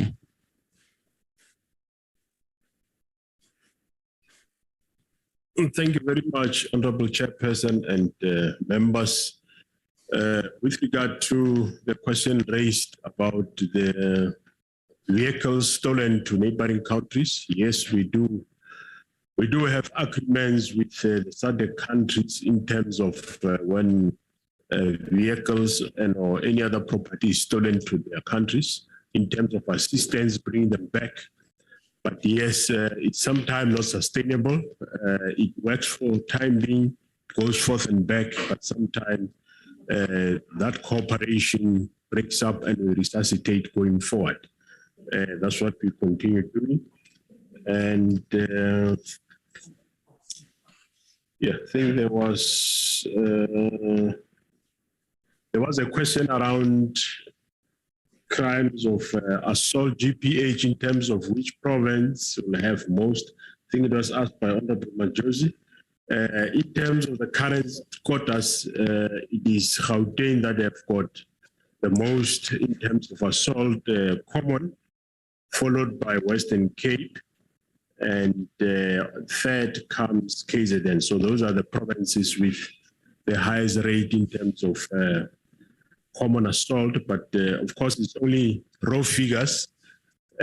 In one works it in ratios, you might find some other provinces that have got lesser figures that will come up a little bit more. I think I think those are the questions that I think remained. Thanks very much. I'll hand over to General Fuma. Thanks. Thank you, General. Next. Thank you very much, Honorable Chairperson and Honorable members of Honorable Minister, Deputy Minister, if he's still connected, National Commissioner, and all protocol observed. The Minister and the National Commissioner has already alluded, of course, to the wellness. However, in elaboration We do have employee health and wellness in the organization, where we have psychologists, social workers, as well as the Bafundisi, who are supposed to be debriefing our members during the incidents of need. There is a standing guidelines that during and even after the tour of duty, they can be able to access the debriefing sessions. However, it is becoming a challenge because the members feel that as and when they approach these wellness offices, they get stigmatized by their peers. So it makes it difficult for them to optimally utilize it. However, it is available even to their extended families, because we understand that during the tour of duty, they are exposed to different crime scenes that are really coming up with traumas that they experience. And there is also pressure at work, there's pressure in the family. Over and above that, we also have in our medical aid scheme sessions that are provided in order to try and circumvent the issue of this stigmatization, where members are given per month more than 6 sessions to choose the psychologist or the centers of their own, where they can be able to receive those debriefing sessions. But they are equally still not utilizing it optimally, to such an extent that we have come up with a strategy to be more proactive. Parliament is trying to look at coming up with the wellness centers that will be specifically designed in order to attract and make it easier for members to access them in a positive way, where there will be facilities such as exercising, gymming, and when there is a need, continuous, for them to things such as yogas, for them to do debriefings. They will be doing the group debriefings in those centers so that they are able to go there freely and when there is no any other incident, so that they get used to those sessions. So maybe we need to really come up with some strategies as we have discuss it with the minister when there is increase where we are being realized that our members are really killing themselves and they are killing their families. The minister had spoken to us that we need to come up with a serious strategy of wellness so that we are able to assist our members.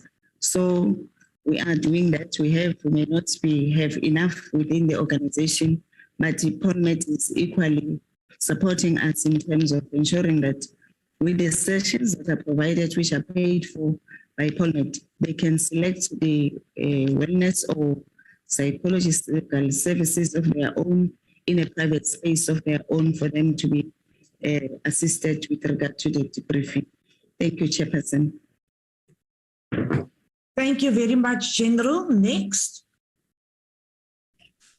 Thank you so much, Honorable Chair, members of the committee, Honorable Minister, Deputy Minister, and National Commissioner. All protocol observes. I will only touch on the issues of gender-based violence cases and rape cases. I think the decrease didn't just come as a lucky package. We have worked very hard to make sure that we prioritize the cases of gender-based violence. We went to a very robust awareness campaign to educate our people, the communities, and starting from the universities and schools. We've been in that space. Also, we're working together with the courts. We are prioritizing all the cases that are on the court roll by making sure that the DNA results are available on the next court date. So when the case is been postponed for March, now February, we're already working on all those cases that are on the court roll.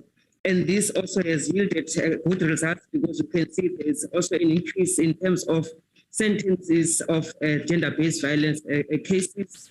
We're having a lot of life sentences and high level of years in terms of the sentences. So I think we are faring very, very well on the issues of gender-based violence, and also on the issue of corruption. We've got continuous projects that are running that are aimed to clean the police or all those corrupt elements in the police. We, as National Commission had said, we are even today having a takedown in the same Western Cape to try to clean up all those wet apples. That is in short that I'm having from my side. Thank you, Minister. Honorable members, is it or one more chair from the head of Hawks? Thank you very much, Honorable Chairperson, honorable members, the Minister of Police and my colleagues. Just to touch on comment on two matters. The first one being the police killings, which the National Commissioner have already responded. I just need to add that with regard to the investigations, we investigate both killings of the SAPS members as well as the Metro Police. So the investigation itself, we respond even when the states themselves talk to the SAPS. The second part that I needed to comment on is the cooperation with regard to other law enforcement entities that are not necessarily the police, like the DAF and the parks. We collaborate with them when one will observe that in terms of the seizure of this endangered species in the form of abalone or other species such as the rhino poaching and the like, we collaborate with them. One can see that even at the ports of entry, we work with them. So in terms of the organized crime processes, our projects also include the collaboration with those. So I just needed to indicate that there is that collaboration. Thank you very much, Honorable Chair and the Minister. Chairperson, just one, I think, Honorable Member Shembeni of Operation to do that. Chairperson, as you know, the Constitution of the Republic of South Africa that allows people to march unarmed, not interfering with the rights of other people. The 2 weeks or a week ago, with Operation Dudula, has been really a high level of activities in Gauteng, where our police, special POP, has done a very good job in trying to stop those people, and quite several of their operation has been stopped by the police under the leadership of the Provincial Commissioner of Gauteng, Lieutenant General Mawela. But Chairperson, I want to go back to the problem that we have raised time and again as a South African police. Before, there would be a planning together if it's going to be an activity by anybody going to march in town or anywhere. So they will be planning together. You will explain your aim of marching, the times, the route, and all that, so that police can prepare and work together to reduce any deviation. There is a Concord decision, Honorable Chairperson, that said that is not necessary. Anybody, anywhere, anytime can wake up in the Republic of South Africa and mobilize people, march. The court says you can only stop when those people are causing violence, which means police will have to wait until somebody causes some form of violence before they act. That is a Concord decision, which has made the police work very, very difficult. You can't stop anybody going to march. You can't stop anybody gathering together until and unless they've caused some form of violence. That's a problem we're facing, Honorable Chair, that we wish that we are helped.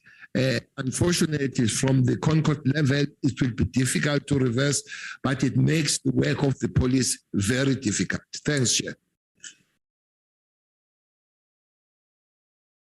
Thank you, Honorable Minister. Honorable members, do you still have questions that were not answered? Not follow-up questions, please. I'm going to allow the Minister, the National Commissioner and his team to leave at 10:30 so that they could be ready for their press conference. So, honorable members, I'm just going to take your questions that you feel were not adequately responded to. I've noted the hands of Honorable Shaky Mum and then Honorable Tablanche. Honorable Shaky Mum and then Honorable Tablanche and then Honorable Siabi. Thank you, Chairperson. Thank you. I must agree with the Minister that the task of the police is very difficult given the socio-economic conditions our people are living under. And unless you get to the root cause of the problems like gender-based violence, the dysfunctional families, you're not going to be able to solve these problems. Not the police, they're not able to do it. But importantly, Chairperson, I spoke about carjackings and things. What I expect to hear is this. When did and how many vehicles have we managed to trace in these neighboring countries? Have we traced how those vehicles got into those countries, what paperwork it came, which licensing authority issued those things, when did they go through to the border? Was there a pattern of specific officers at the border that were there on duty at the time when these vehicles are leaving? Because obviously there's some collusion. That is what I'm hoping to want to see, that there is some mechanisms put in place to be able to trace it right up to which licensing authority gave those additional fake documents, because those things have to go out with fake documents and things of that nature. That's the first thing. The second thing that is not answered is, I want to know, can SAPS give us also in their quarterly report incidents where police are involved of either acts of criminality or corruption or gender-based violence? And when I'm saying this specifically for one reason, there's a lot that is going on with the law enforcement as well. And I know it's not easy to deal. And I'll give you an ideal example. There's a husband and wife police officers working in the same station. And I promise you, they are fighting it out until somebody is going to lose their life. I've raised this matter so many times. They are still there. And until somebody is going to lose their life, is that when we're going to act?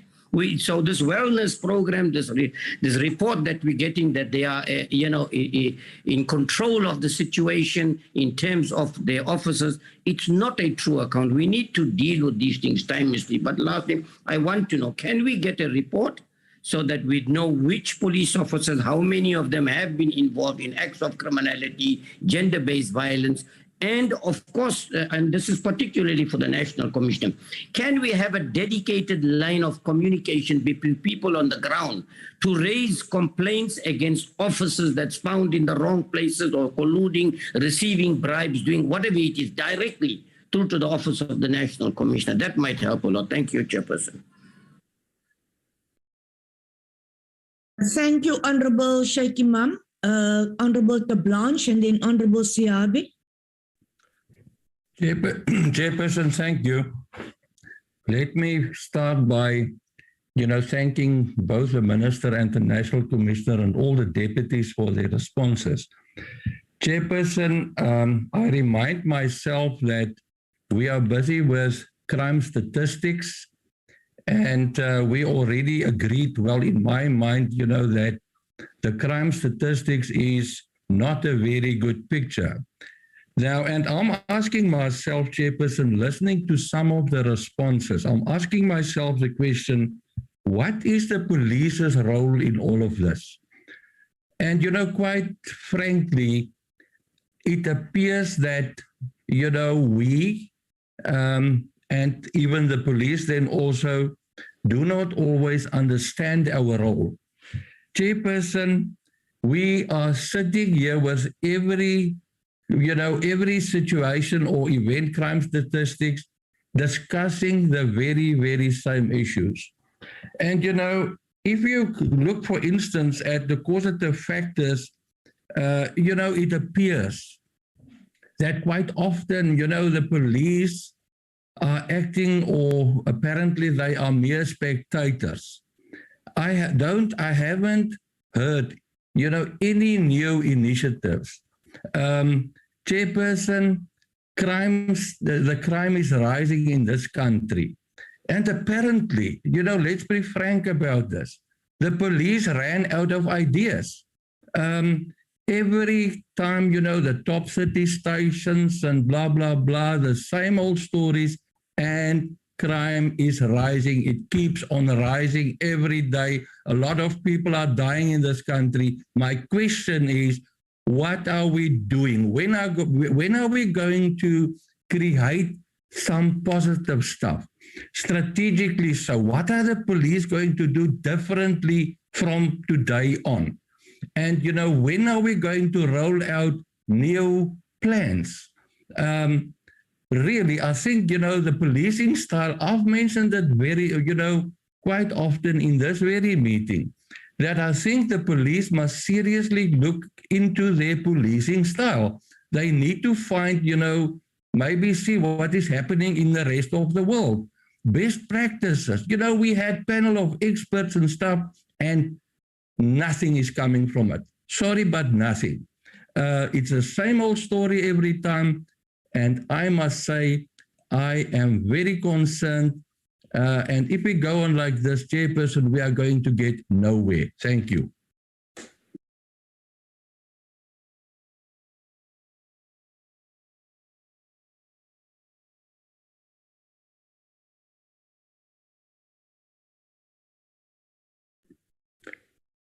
Chairperson, are you still there?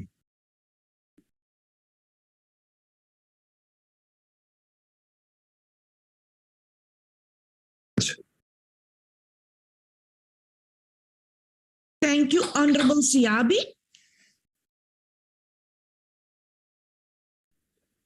Thank you, Chair.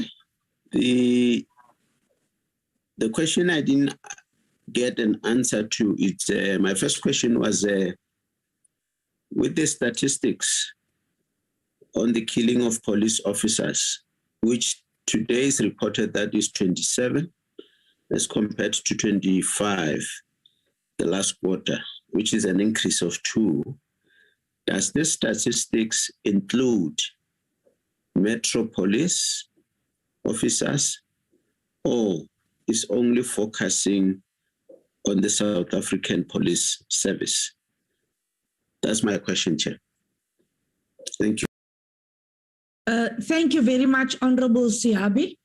Honorable Minister, would you like to come in, or you could hand over immediately to the generals? No, the generals will take up. I would like to come in. Chairperson, it cannot be correct that there is nothing that the police nothing new that the police do. That cannot be correct. Chairperson, we do learn from these crime stats. Unfortunately, there are subjective things that police need to do. One of the gender-based violence issue was the reception of the victims at the police stations, where our own would not understand the pain and all that. We said we'll be training people on that.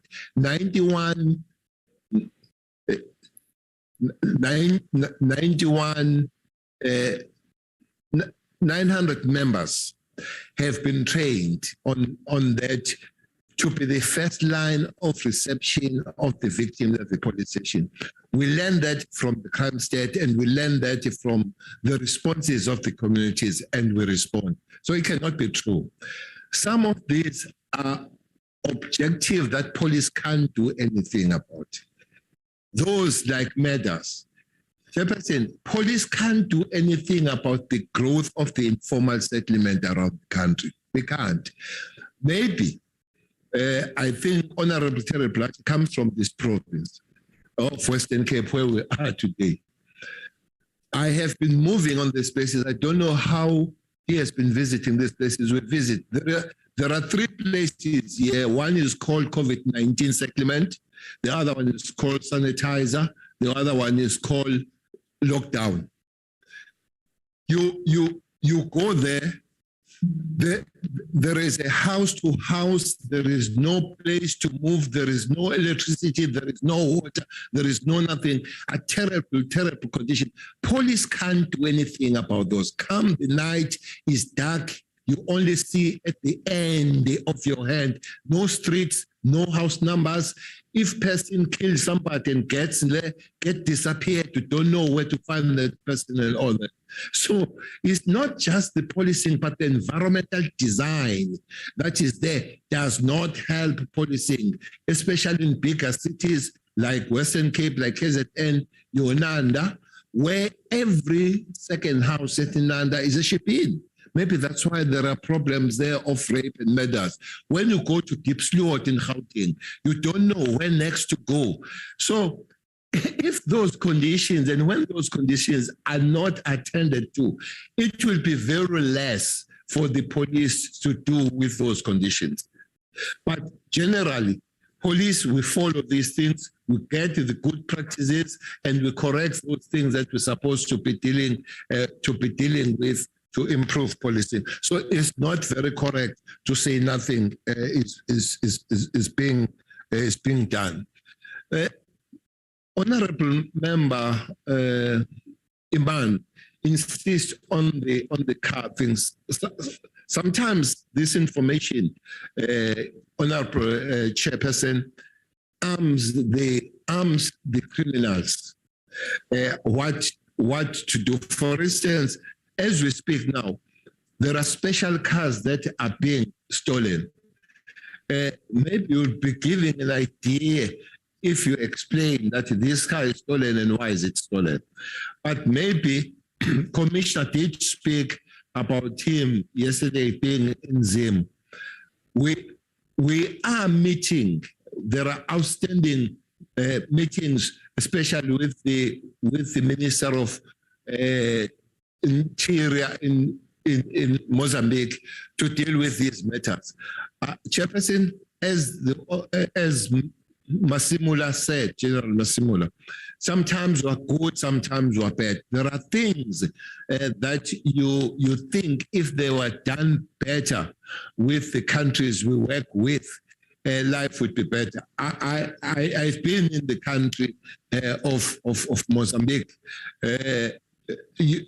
Some of the things that you see there, for instance, the non-alignment of laws. For instance, in Mozambique, Chairperson, there is a saying that says, I don't know whether there's no regulation, that says, a buyer is always innocent. In South Africa, if you buy a stolen good, you are not innocent. But there, a buyer is always innocent, which means once the car is on the other side and is bought, you can't take it from that owner because the buyer is innocent. So those are the things that sometimes you try to work and there is a non-alignment on those matters. There are countries where we have serious problems. Yes, there are cars. Some of those cars that you are told they are there, you try to find them, and as you reach there, you can't find them back in South Africa, and the countries have their own laws. But one thing that we have discovered, Chairperson, especially in Western Cape, which is a column we're going to make. In Western Cape, most of car hijack and truck hijack, they is not aimed on those cars, it's aimed at the contents of what is on that, especially your delivery vans. Where they take the van, they take the bread, they take the furniture and all that. And we have found many of these cars. That's another column that we're going to develop to find out how many cars that we have recovered, because they were not targets. What was target is inside the cars. So we are learning on these things and we are improving. Indeed, we are worried about the matter, but also, Chairperson, we have a lot of matters by the people that are not in the database in South Africa, that don't have fingerprints and all that kind of stuff. As we speak, if my information is correct, We have 11,000 foreign nationals in the South African prison as we speak, led by Zimbabweans. There are others. So, and some is very difficult because there are no fingerprints, because they're not on the database. So there are things to do, but we learn on them. Lastly, corruption is really across the board, Chairperson. If you go to our borders, few weeks ago, there was a takedown of the Home Affairs and the police, but the South African National Defence Force members have been arrested who help criminals to make sure that these cars, they cross the border on the other side to Zimbabwe. And then that's why you arrest both soldiers, you arrest Home Affairs, you arrest the police. So the question of criminality along the chain does exist. All of us, we need to work on it, Chairperson, to reduce that criminality so that people can do their work. So that's a point that I wanted to raise. I hope Commissioner will deal with the remaining question, Chair. Thank you, Chair, and thank you, Minister, for your read. I think, Chair, the question I would like to talk to is the one of strategic initiatives and as well as the police running out of ideas. I'm going to make a proposal. I think the current system of us appearing to the committee does not provide for us to present new strategic initiatives, which we have invented in the service. But currently, we are leading SAPCO. The countries in SAPCO, they are learning from us, from our own initiatives. And some of our strategic initiatives, they're also at Interpol level. So, and we are actually dominating the international best practice system. So, but those initiatives do not necessarily find a platform to present because we cannot respond to them in the form of a question and answer response. We need to be able to present them. As we're speaking now, we've got the policing nomics, which is presently piloted across the national boundaries and as well as the international boundaries. There's quite a lot of countries that are part and parcel of this, and it's our initiatives. Then there's a question that talks to a direct line to the national office or to the National Commissioner's office with regard to complaint and matters relating to members. I think I will instruct the communication component to investigate the possibility of a hotline that we can maybe initiate.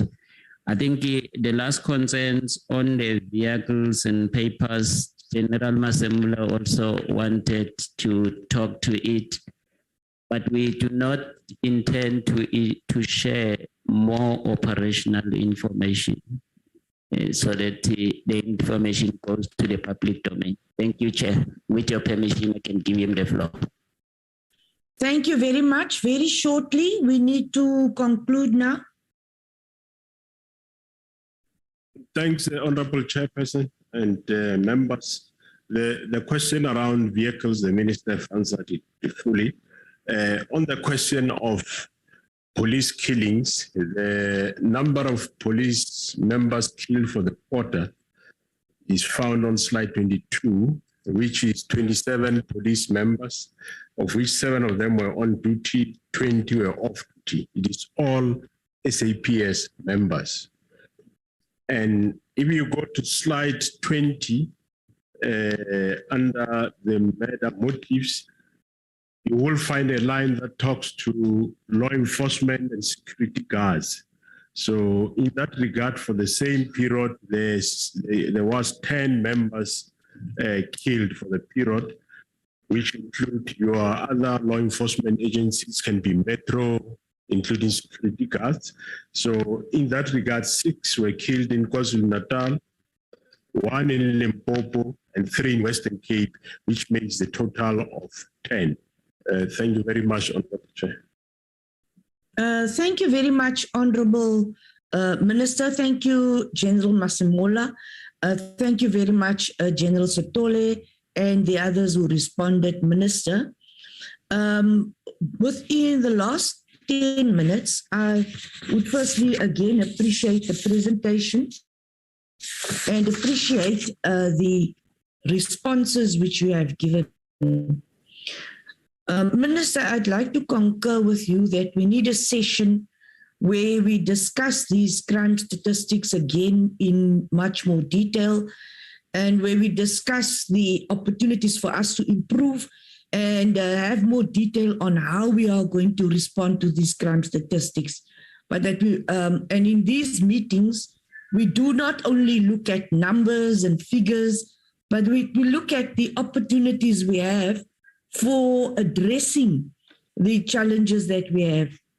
Minister, there are 5 critical areas before you do leave that I would like us to look at in terms of the consideration you have given us in the past and which we need to follow up on. During a previous engagement, our last engagement on crime statistics in November 2021, the SAPS indicated that the review of the performance management system would include performance penalties. You indicated that the department would ensure that underperforming station commissioners would be managed, and we would then also even expect that some of them would be changed. We also have consistently reiterated the fact that we cannot have the same police stations being in the top 30 worst performers. We said that, you know, in education, you have the top best performing schools, best performing learners, best performing provinces. But in SAPS, we do it the other way around. We have the worst performing police stations, and they continue to be on this worst performing list year in and year out. Minister, we would like to thank you that instead of now having your annual crime statistics as we had agreed, you have it quarterly, and this allows us to zoom into the realities of what is happening in our country. The President, again, in his State of the Nation address, spoke very clearly and with so much concern about the situation of crime in our country. The SAPS spoke about the restructuring and reorganization of the system. You said that you were assessing the profiles to ascertain if it was suitable for a particular person to be in a particular position. We'll come back to this, as well as the disciplinary steps that have been taken against underperforming station commanders. Honorable Minister, I would like to raise the docket analysis to assess the impact of alcohol on contact crimes. During the COVID period, when we had this serious lockdown and the clampdown on the sale of alcohol, you spoke about, Minister, the reduction of crime. Can we now do an analysis of murder and attempted murder to consider the blood alcohol level of both victims and perpetrators? Minister, you have also been speaking about the environmental design. You've consistently raised this. You have elaborated on your engagements with different departments.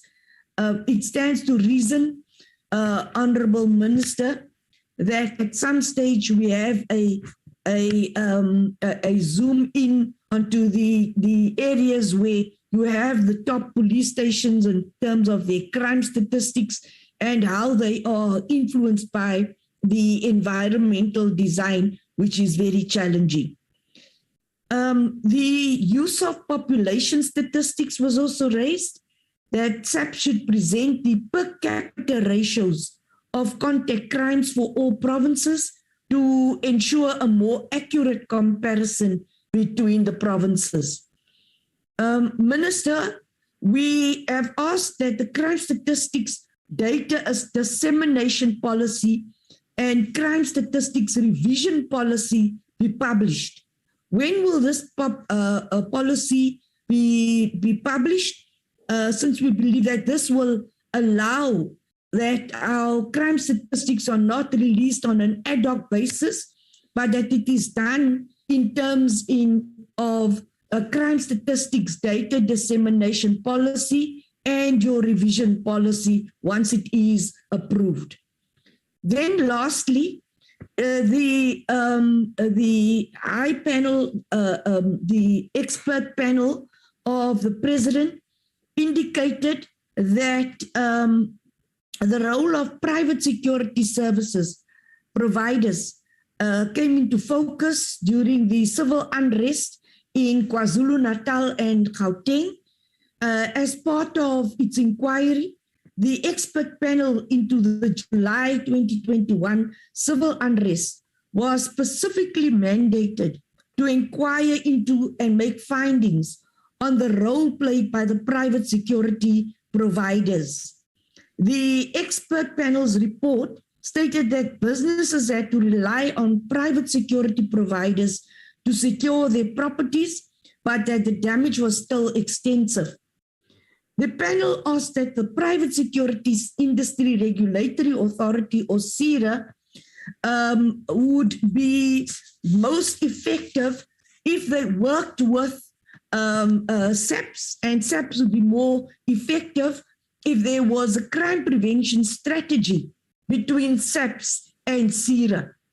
So we would, when we look at that panel of experts report, we would be placing careful consideration on the partnership, which needs to be formalized with strong guidelines, with a strong approach based on a clear policy and legal framework. As you had requested, Minister, we shall convene a special meeting where we not only look at percentages of crime statistics, but where we look at how we are responding to these challenges. Honorable Minister, I would like to say that the committee's engagement with you has indicated that the crime statistics have reflected a better picture than the previous quarter's performance. During the last performance, you included an activation plan, and I can say, and I can truly assess that this activation plan is bearing fruit. Minister, we would like to wish you and the National Commissioner and your team well on the release of the crime statistics today to the public, and we would once more appreciate the presentation that you have made here today and the responses that you and your team have given. Honorable Minister, your time is now of critical importance, and you and your team are allowed to leave the meeting.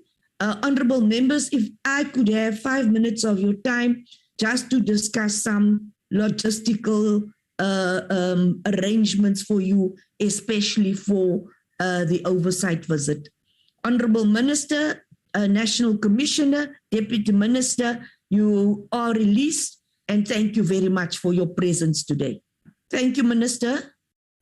Thank you very much, Chair, and thanks to the Portfolio Committee members. We hope the approach of working and finding solutions rather than reporting and giving percentages will help all of us. Thanks very much, Chair. Thanks, Minister. You and your team are released now. The formal meeting has been adjourned. So those who wish to remain, I'm only going to be discussing the logistics of our oversight meeting. Honorable members, you all do know that we are arranging an oversight meeting to Gauteng. As previously recorded, we were going to visit the Norwood police station, and we were going to visit the Central Firearm Registry. I've discussed this with the whip, and we've decided that we cannot split the visit, and at this time we need a more detailed and focused again, spending almost like a full day just at the Central Firearm Registry, since we still are receiving too many complaints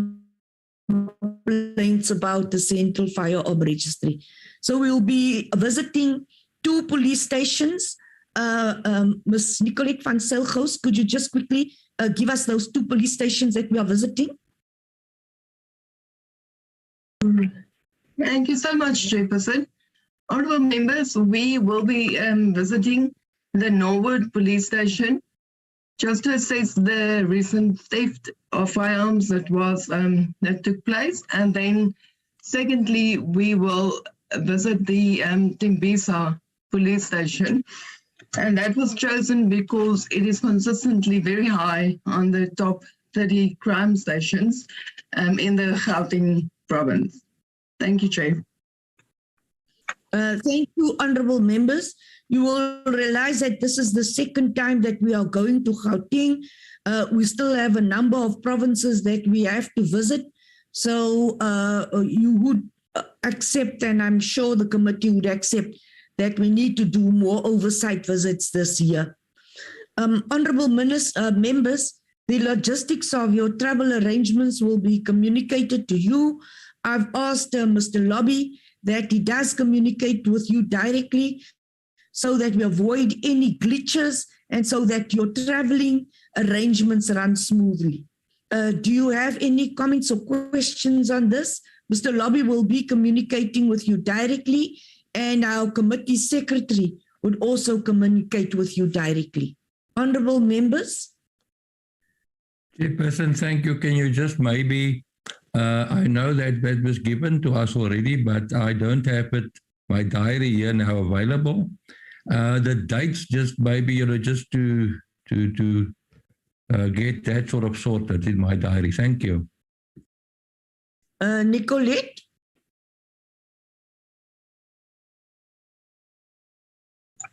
Chairperson, sorry. The dates will be on the 4th and 5th of March this year. Thank you, honourable members. You happy with that? Any further questions? Sorry, you didn't get the date. What's the date? The date? Next week of March. Chair, Honourable Majosi, it is the 4th and 5th of March. Yes, 4th and 5th is next weekend. Am I correct, Nicolette? Not this coming weekend, the weekend after that. Yes. Next weekend is the end of February, and then the weekend after that, the 4th and 5th of March. So within the next 2 weeks, we'll be communicating with you, and I hope that we'll all be able to attend and that there'll be no glitches in your travel arrangements. Do we have any further questions? Shaky Mum, your hand is up again. Yeah, Chairperson, sorry, I don't know if I missed this or not, but what I understood by SAPS is that there's some information that they can't share with us currently because we're on a virtual platform. Does that mean, and I don't know if you've covered that already, is you don't think it is necessary that maybe we're going to need to have a physical session with them? Because there's a lot of things it looks like they can't, because remember, many people have privy to this virtual platform. That's the problem. So I think that's what I understood from what they were actually trying to insinuate or say. Thank you, Chairperson. Thank you, Honourable Shaky Mum. You do remember that even if we do have a physical session, that physical session will also be recorded and will also be open to the public. I heard what they had said, and I thought that you should first give us an opportunity to engage with SAPS and engage with the House Chair and the Chief Whip on what we can possibly do. They are very reluctant to give us closed sessions. Allow me then to talk to the different units, including the Whip, on how this could be managed. Honorable Sheikh Imam, would you be happy with that? So that I could get back to you once I've ascertained how this could be done. Yes, thank you very much. And you are correct that, even a physical session doesn't mean it's closed, but it's got to be closed based on what it is. But thank you very much. Thank you. I appreciate that. You realize that if we need a closed session, you need permission for this. Yes, I realize that. But you can see the difficulty the South African Police Services is sitting with them in, and you don't blame them, actually. Yeah. But in order for us to be able to interrogate it and get more information and make an input, like many of the members are saying, it might be necessary for that if it's going to help us to do our work, and achieve something out of it. But I can see your difficulty. I can. Thank you. Thank you very much, honorable members. We have come to the end of our meeting. If you have any further suggestions or questions, you are always free to contact me directly. And thank you very much for doing so in the past. Honorable members, the meeting is now adjourned. We'll discuss our outstanding matters offline. Thank you very much. Thank you, Chair. Thank you, Chairperson. Take care. Take care.